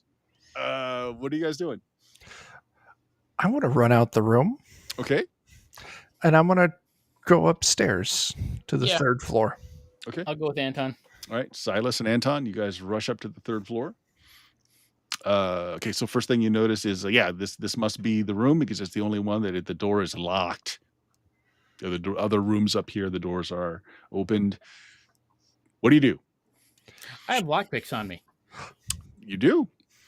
Would an officer of the law know how to pick locks? I'd say probably. Yeah. Probably. Most D20. cops I know do. I'll give you a plus. No, you need the lockpicks to actually pick. So just a D20 plus your agility bonus. Okay. Can I use my mind control to help calm his mind and steady his hands?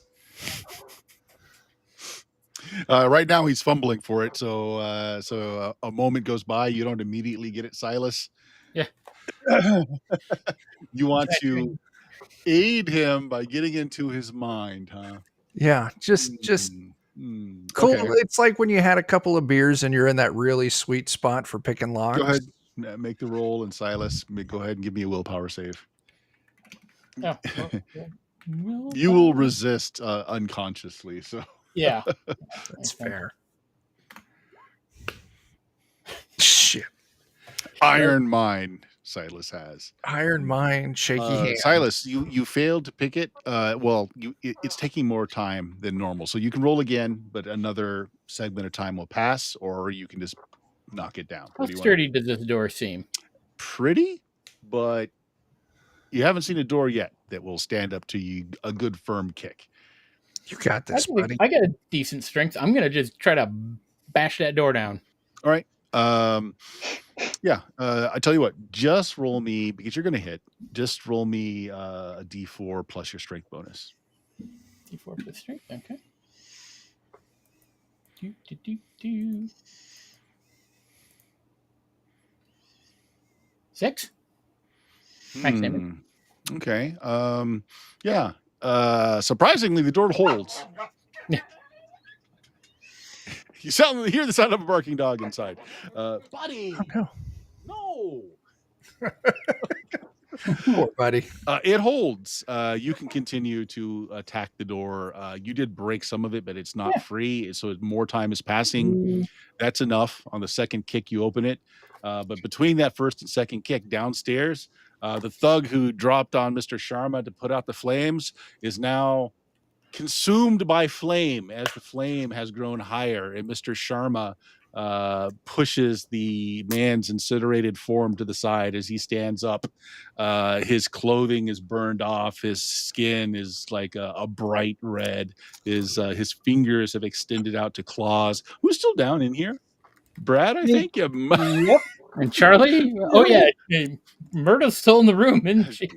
I think Charlie is in the other room. Yeah, Still, Charlie's in the yeah. other room, So so it's he's just fine. Myrtle But Myrtle, I think you need to make me a save here. I think you need a willpower and save. Mrs. Mayhew. Yeah. Why does it smell like pork chops in here? Oh no. Okay. You're still okay. You're still okay. Let me see how she's doing.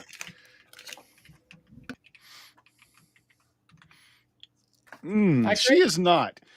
She goes into her blouse and pulls out a crucifix and just starts rocking and holding it out in front of her, saying the Lord's Prayer over and over. So, Brad or Myrtle, you have control of yourself. There is something that does not look human looking at you. It spits out the burning napkins out of its mouth. Huh. Not the fine linen. Yeah.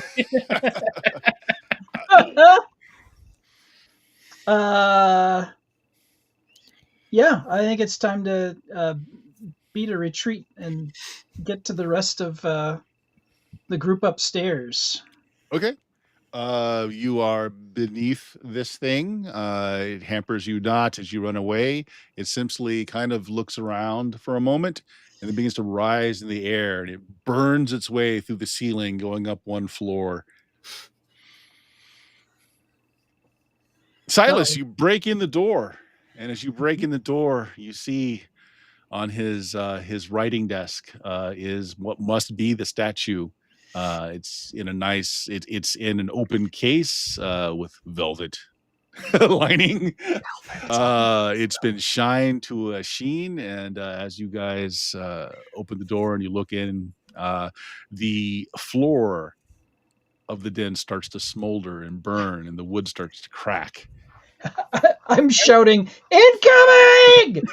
I am gonna dart, try to leap over the bed and grab that thing. Is there a window?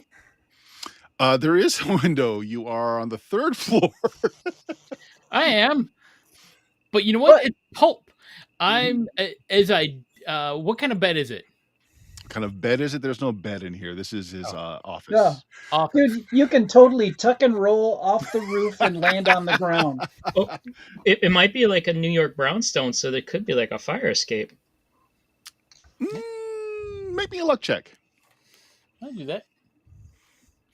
Yeah, just bring up my sheet mirror.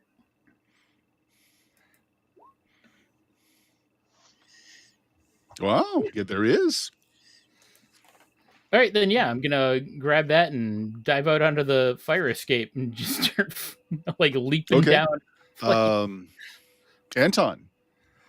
I'm gonna. He found a safe way down. You did. Yeah. I follow Okay. because he's got the bust. Into the free actions as the demon burns to the floor and bursts into the room just as you guys are. Silas is at the bottom of the ladder. You are midway. As it bursts into the room, you see the smoldering fires catch on the curtain as you're looking from the outside into the windows of the room. Myrtle and Charlie, what are you guys doing? Can I smell anything yet? Oh yeah. Oh, yeah. You smell charred flesh. You can Burning smell wood. fire. Are the two maids like able to like move if Oh, they're I'm like, yes, they are ambulatory. Yes. I'm gonna help them get out of the building. Like Okay. there's a fire going on. We should go. All right. They always blame the help. Donna runs back in to help Lady Mayhew. Myrtle. So I'll get to the door, I'm assuming. Mm-hmm. See that everybody's gone from there, turn around and start running down the stairs. Everybody out! Fire! Fire! Okay. So what'll happen is the two thugs that were not poisoned do eventually come through. Actually, one of them won't. He rolled a 1. He's going to be out for hours. The other one gets up, sees the fire everywhere, makes a break for it. Myrtle, I don't expect you're yelling. You're not checking room to room to see if everyone is out, are you? You're just yelling. My goal at this point is I know that there's people out in the area that we were and in the kitchen area. I'm going to make an assumption that Charlie and the people in the kitchen area we'll get people out there. I will see what I can do in the main room that we were just in. Sure. And if there's anybody alive that I can get out. The kitchen staff have already fled through. They were there, like I said, there were other entrances and exits to the kitchen. They've already fled. The only person you think is still in here is the one bodyguard who was left in the seance room. Was it the one down here? Yeah, At the kitchen? exactly. Okay. Everyone else seems to be out. Chuck, Yeah. I want you and John roll initiative. Okay. Let's see.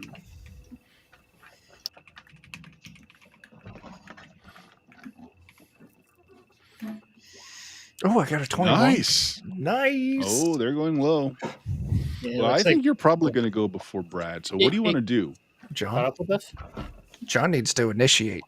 I need to initiate. You do. Yes. Yes. Oh, also good. But Chuck, you're still going to go first. So you're halfway. You know, you're in the middle of that fire escape ladder. Yeah. Yeah. So what do you want to do? Silas is already at the bottom. He's free of the ladder. We're 3 stories up, so I'm halfway. I'm like Yeah, you're still like you're around the a second story floor and a somewhere. half. Yeah. Yeah. Tuck and roll. Tuck and roll. So you just want to drop? I just want to drop and run. Okay, I tell you what. Make me an athletics check. Roll your pulp die with this. Okay. Yeah, if you make it, you won't take damage. If you do, you'll take a d6 from the 10 feet you fall. Come on, Chuck. All right. 9. You do not. Roll a d6. Yeah. All right. 5 points of damage. You don't break a bone, though. You land hard. I assume that's more hit points than you have. I've got 3 hit Or points you left. have. I'm Okay, doing great. You're good. You're good. Silas, what are you doing? You see the flames behind the window and the curtain up there, but you don't see the thing yet. You're at the ground floor. You're outside on the grounds. I'm continuing to run, but as I'm running, I'm trying to see if I can figure out if there's a way to open the statue. Okay. Make me make me an intelligence check. D20 plus intelligence.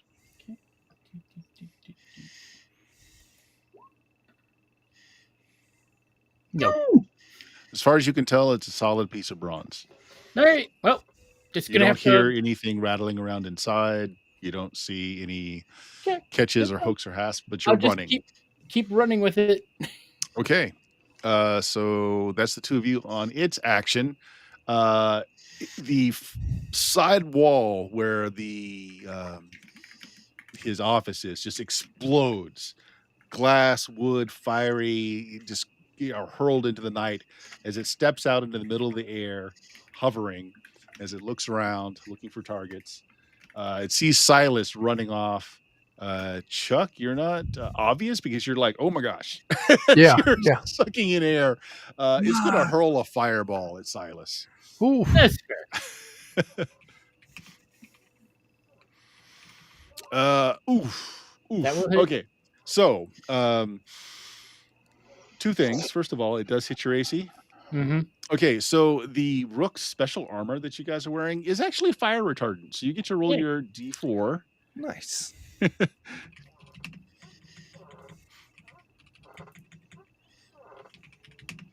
And this is how much fire damage. 5 points of fire damage. How much does your armor absorb? Only one. It burns away. And it burns away. Yes. So you take 4 points. I'm going to say you would have been on fire, but instead the armor's on fire and you shuck it off. Okay. Okay.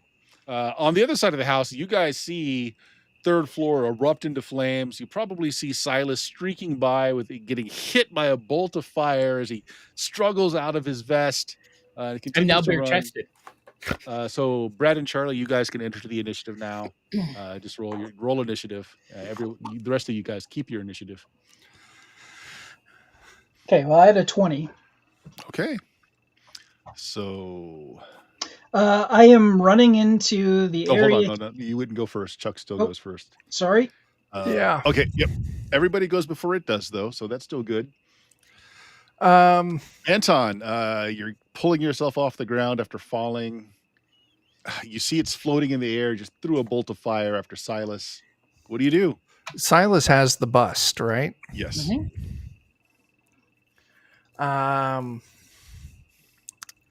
It really wants that bust. I don't have any ranged weapons. I really don't think mind controlling a demon's going to work out for me.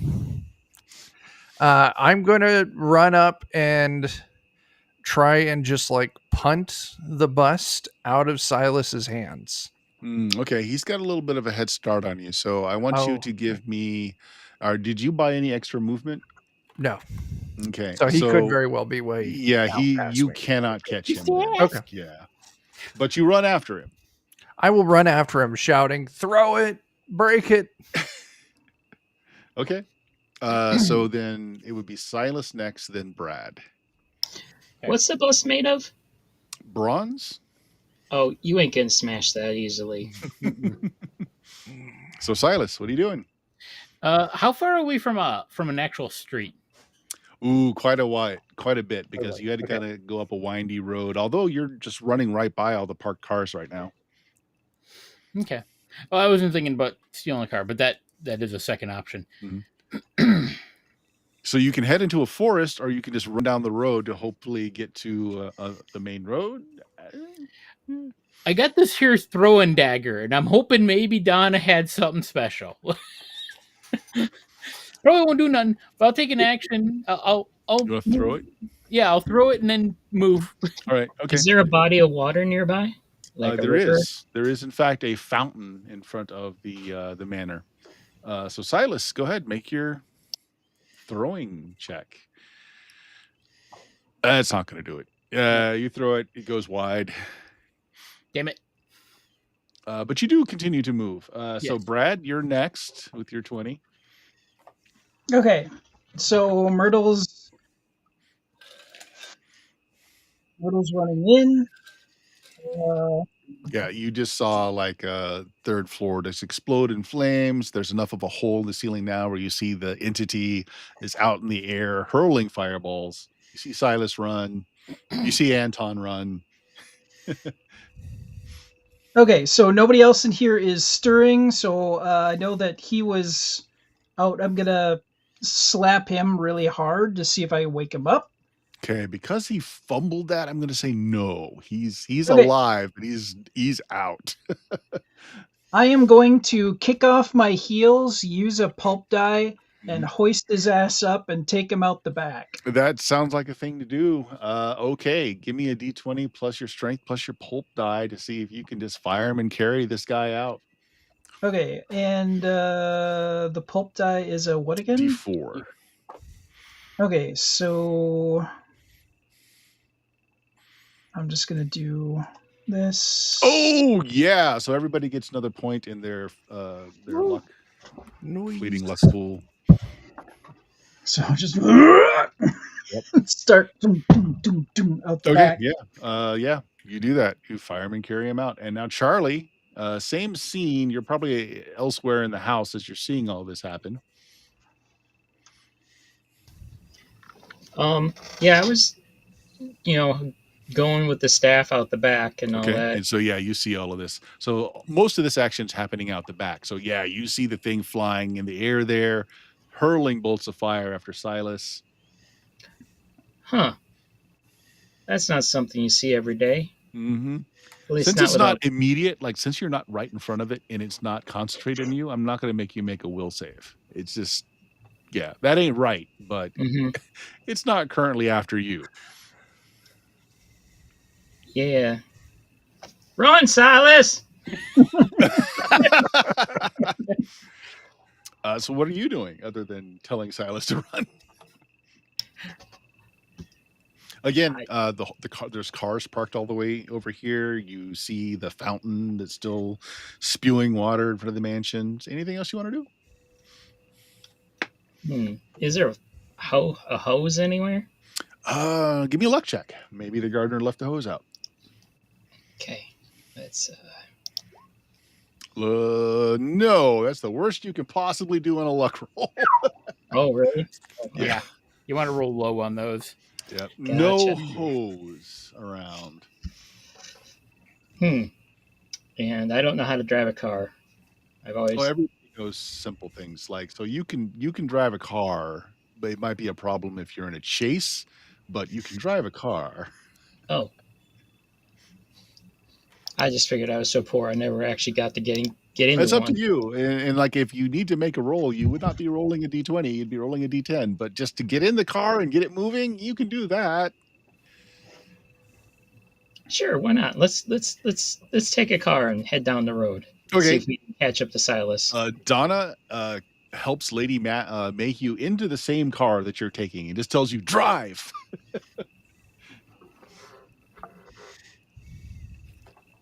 Okay. Back to the top then, Anton. Oh wait, no, it's turn. Yeah. It is gonna try and hurl another fireball at Cyrus to get him to stop. Silas, Yeah. sorry. That's all right. Oh, I've been called worse. I think that probably hits as well. That does. You have no armor on this time. Nope. All right. You are on fire. Ow. 5 points of damage. Until you put yourself out, you will continue to take a d6 each round. Okay. Being that I'm next on turn. fire, Yeah. do I see the fountain? You do see the fountain. Well, when it's my turn, then I know what I'm going to do. Well, okay. Yeah. So back at the top will be Anton. Or wait, is it my turn? Because No, I not go yet. after it. Actually, yeah, you go before Anton. Yeah. Oh no, wait, no, Anton goes I first. go. Anton goes first. It got a 6. I have a 5 for initiative. Oh, I've been thinking you were before it. My mistake. I've been putting him last in the round. Yeah. But what do you want to do? I'm gonna veer towards the fountain and dive in. Okay. You've been running away from the fountain for a good amount of time, though. But I think but you only took one action to run last time, so you can double run and put yourself out in the fountain. Sure, you dive in the fountain. Okay. Anton. I'm gonna try and negotiate with it. Okay. I'm going to use my mind powers not to try and influence it, just to talk. Okay. Okay. This is you don't have to roll for that. Okay. You will need to roll persuasion though To convince it. it. Yeah. So what do you want to tell it? We'll give you the bust if you can promise us 2 things. You won't pay Mayhew, and you'll let us leave here unharmed. Starting now. Wow. Okay, go ahead and roll your persuasion on that. Oh, I got a natural 1. All right, everybody loses their fleeting luck. It could still fail though. It is still versus. Yeah, it did not fail. Okay. All right. So we're back to Myrtle. What are you doing? Yeah, so this very slight woman in a velvet dress has this man that fireman carried out the back and just tries to gently drop him on the ground. Okay, you see Charlie get into the driver's side of a car and start it up. You see Lady Mayhew being brought in by Donna, and they're getting into the car. I'm gonna drop his ass and run to the rest of the group in the car. Okay. My work here's done. Plump. You drop him outside of the burning building. You jump in the car. So Charlie, your turn. You're behind the wheel. It's loaded up with everybody, and Donna's saying, "Drive, drive, drive!" After Myrtle jumps in. Okay, we'll just go down the road. Okay, now so here's the question: do you take it nice and gentle, meaning you don't have to roll, or do you floor it, taking the turns in a spectacular way? How fast could a Model T actually go? I mean, 30. Yeah, 30, I think it tops out at 30, 35. So it's probably 0 to 30 in like 15.6 seconds or something like that. Yeah, but the question is, are you doing it carefully? Or are you just trying to get it as fast as possible?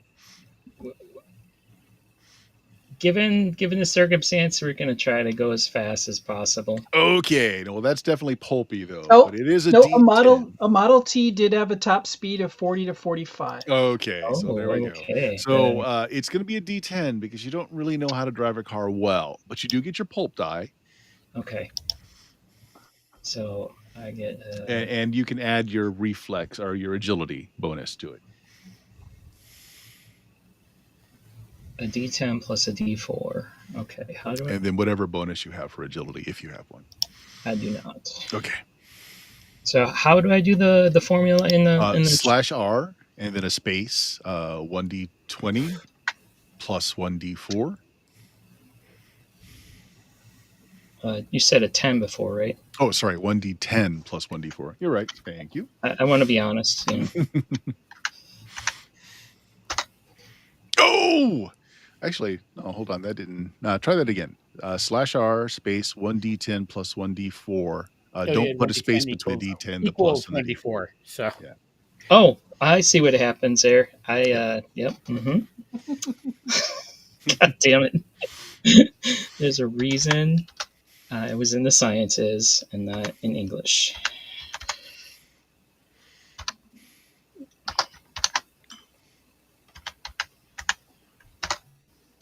Four. Okay.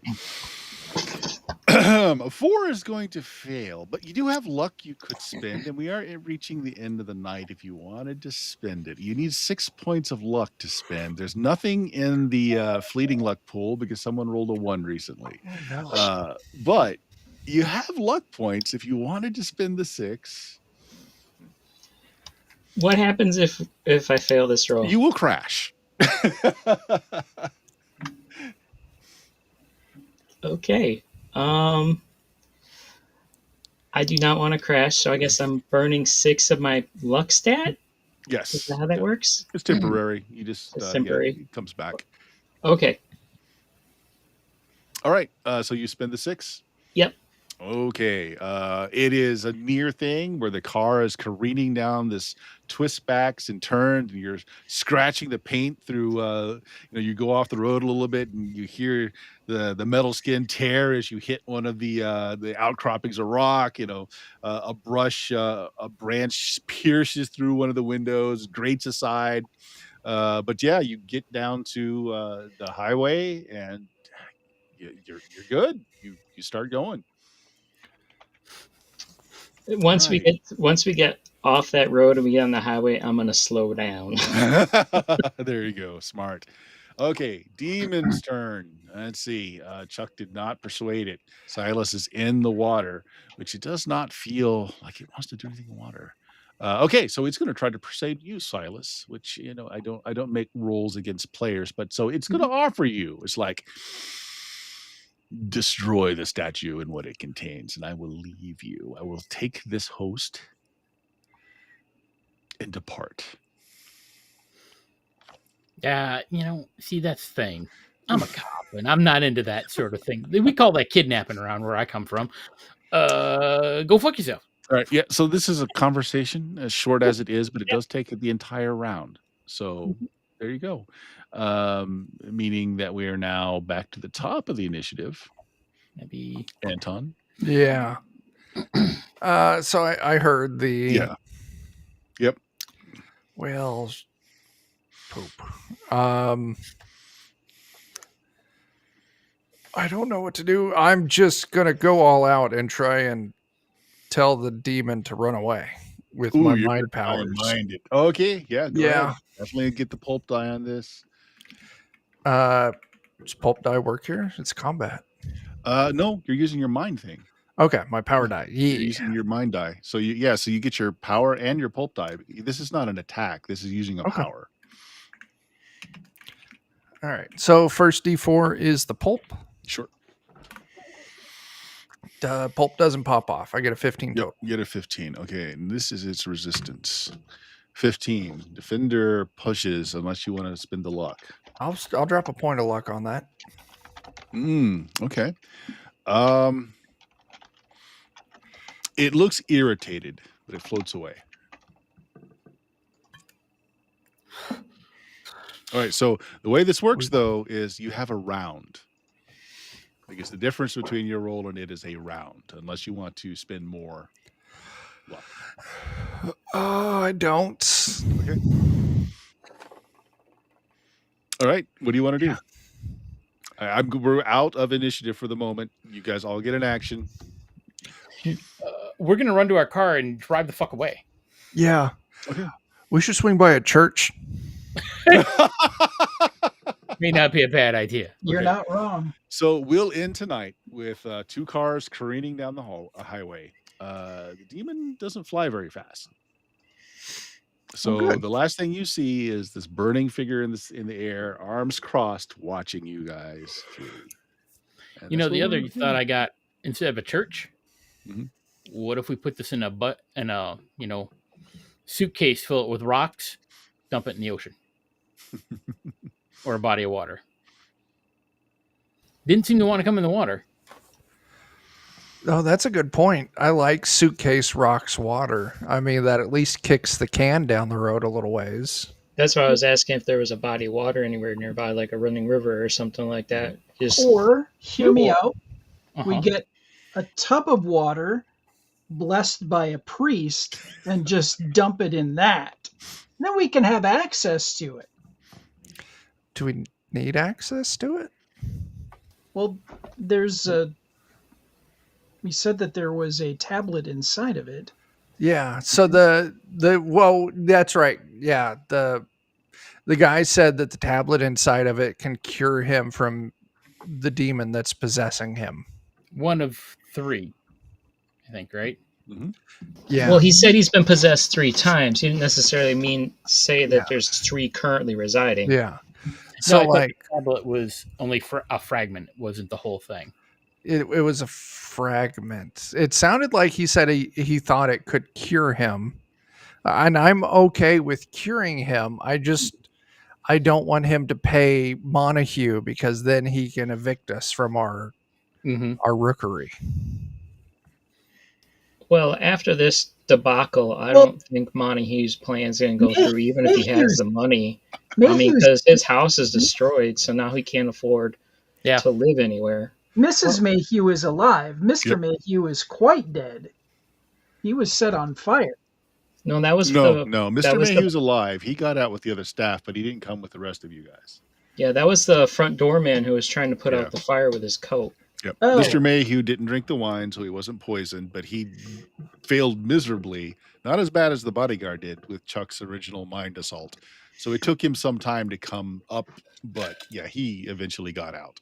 Oh, I thought he was the one that got burned. No, that was one of the guards jumped on top of Okay. Mr. Sharma. So you do have Lady Mayhew with you, who is doing okay, but not great.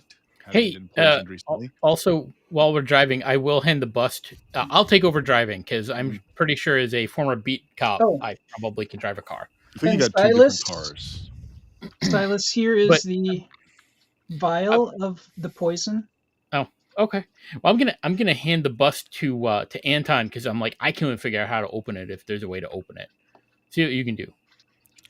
I don't know anything about this. It says the occultist. Yeah, all my shit's made up. I just lucked onto some mind control. No, this is your thing. I'm gonna ask Donna where she wants me to take her and Mrs.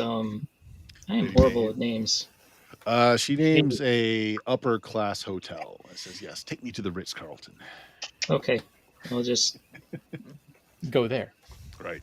So yeah, we'll end the scene with you guys debating what you're going to do with the bust. The thing in the sky eventually disappears from sight, is not following you anymore. Maybe a win tonight, maybe not. Well, there's a good chance we're going in opposite directions. Like Myrtle and I are going one way and they're going the other way. If we catch up to what we realize is you, we'll probably just follow you. Yeah. Well, we'll eventually meet back at this Rook headquarters or something, but and maybe we can tap our old boss to be like, hey, any ideas? Yeah. retired, but still available for questions. So we'll end it there. Hope to continue on with the playtest if you guys are into it. Oh, hell Yep. yeah. But yeah. let me throw out just a little bumper here since we are streaming live. Folks, if you would please check this out. We've got, I have got a X-Crawl Rodeo that will be launching soon on BackerKit. And we have to collect enough people interested in it before it is capable of going live. So check that out if you will. It combines X-Crawl, the DCC version of it, with Rodeo. We play tested this on here as well. So yeah, check that out. Chuck, you got anything? Go buy my books on Drive Through RPG, Teenage Odyssey, and Skin City. Both available for purchase. And Defenders of Cobalt, we might do something at some point. We're in a weird spot right now. Yep. Sounds good. John, you got anything? No, just kind of what Chuck said. All right. Brad, how about you? No, sir. Nothing from you. Justin, you got anything you want to plug? No, just, we're going to fail to liberate the planet from the bugs this week, so nobody's going to get their war bonds. So No. Yeah. I know. Are they going to revoke the breeding rates again? I don't know. Well, I can't do the caves anymore. It is just too much. That's fair. Fucking hell. We'll end it there. If you found us, you know where we are, but go to Blue Magic, BLUMAGIK.com for 17 years of stuff like this. Yeah. Check it out. Good night, everybody. Good night. Good night, everybody.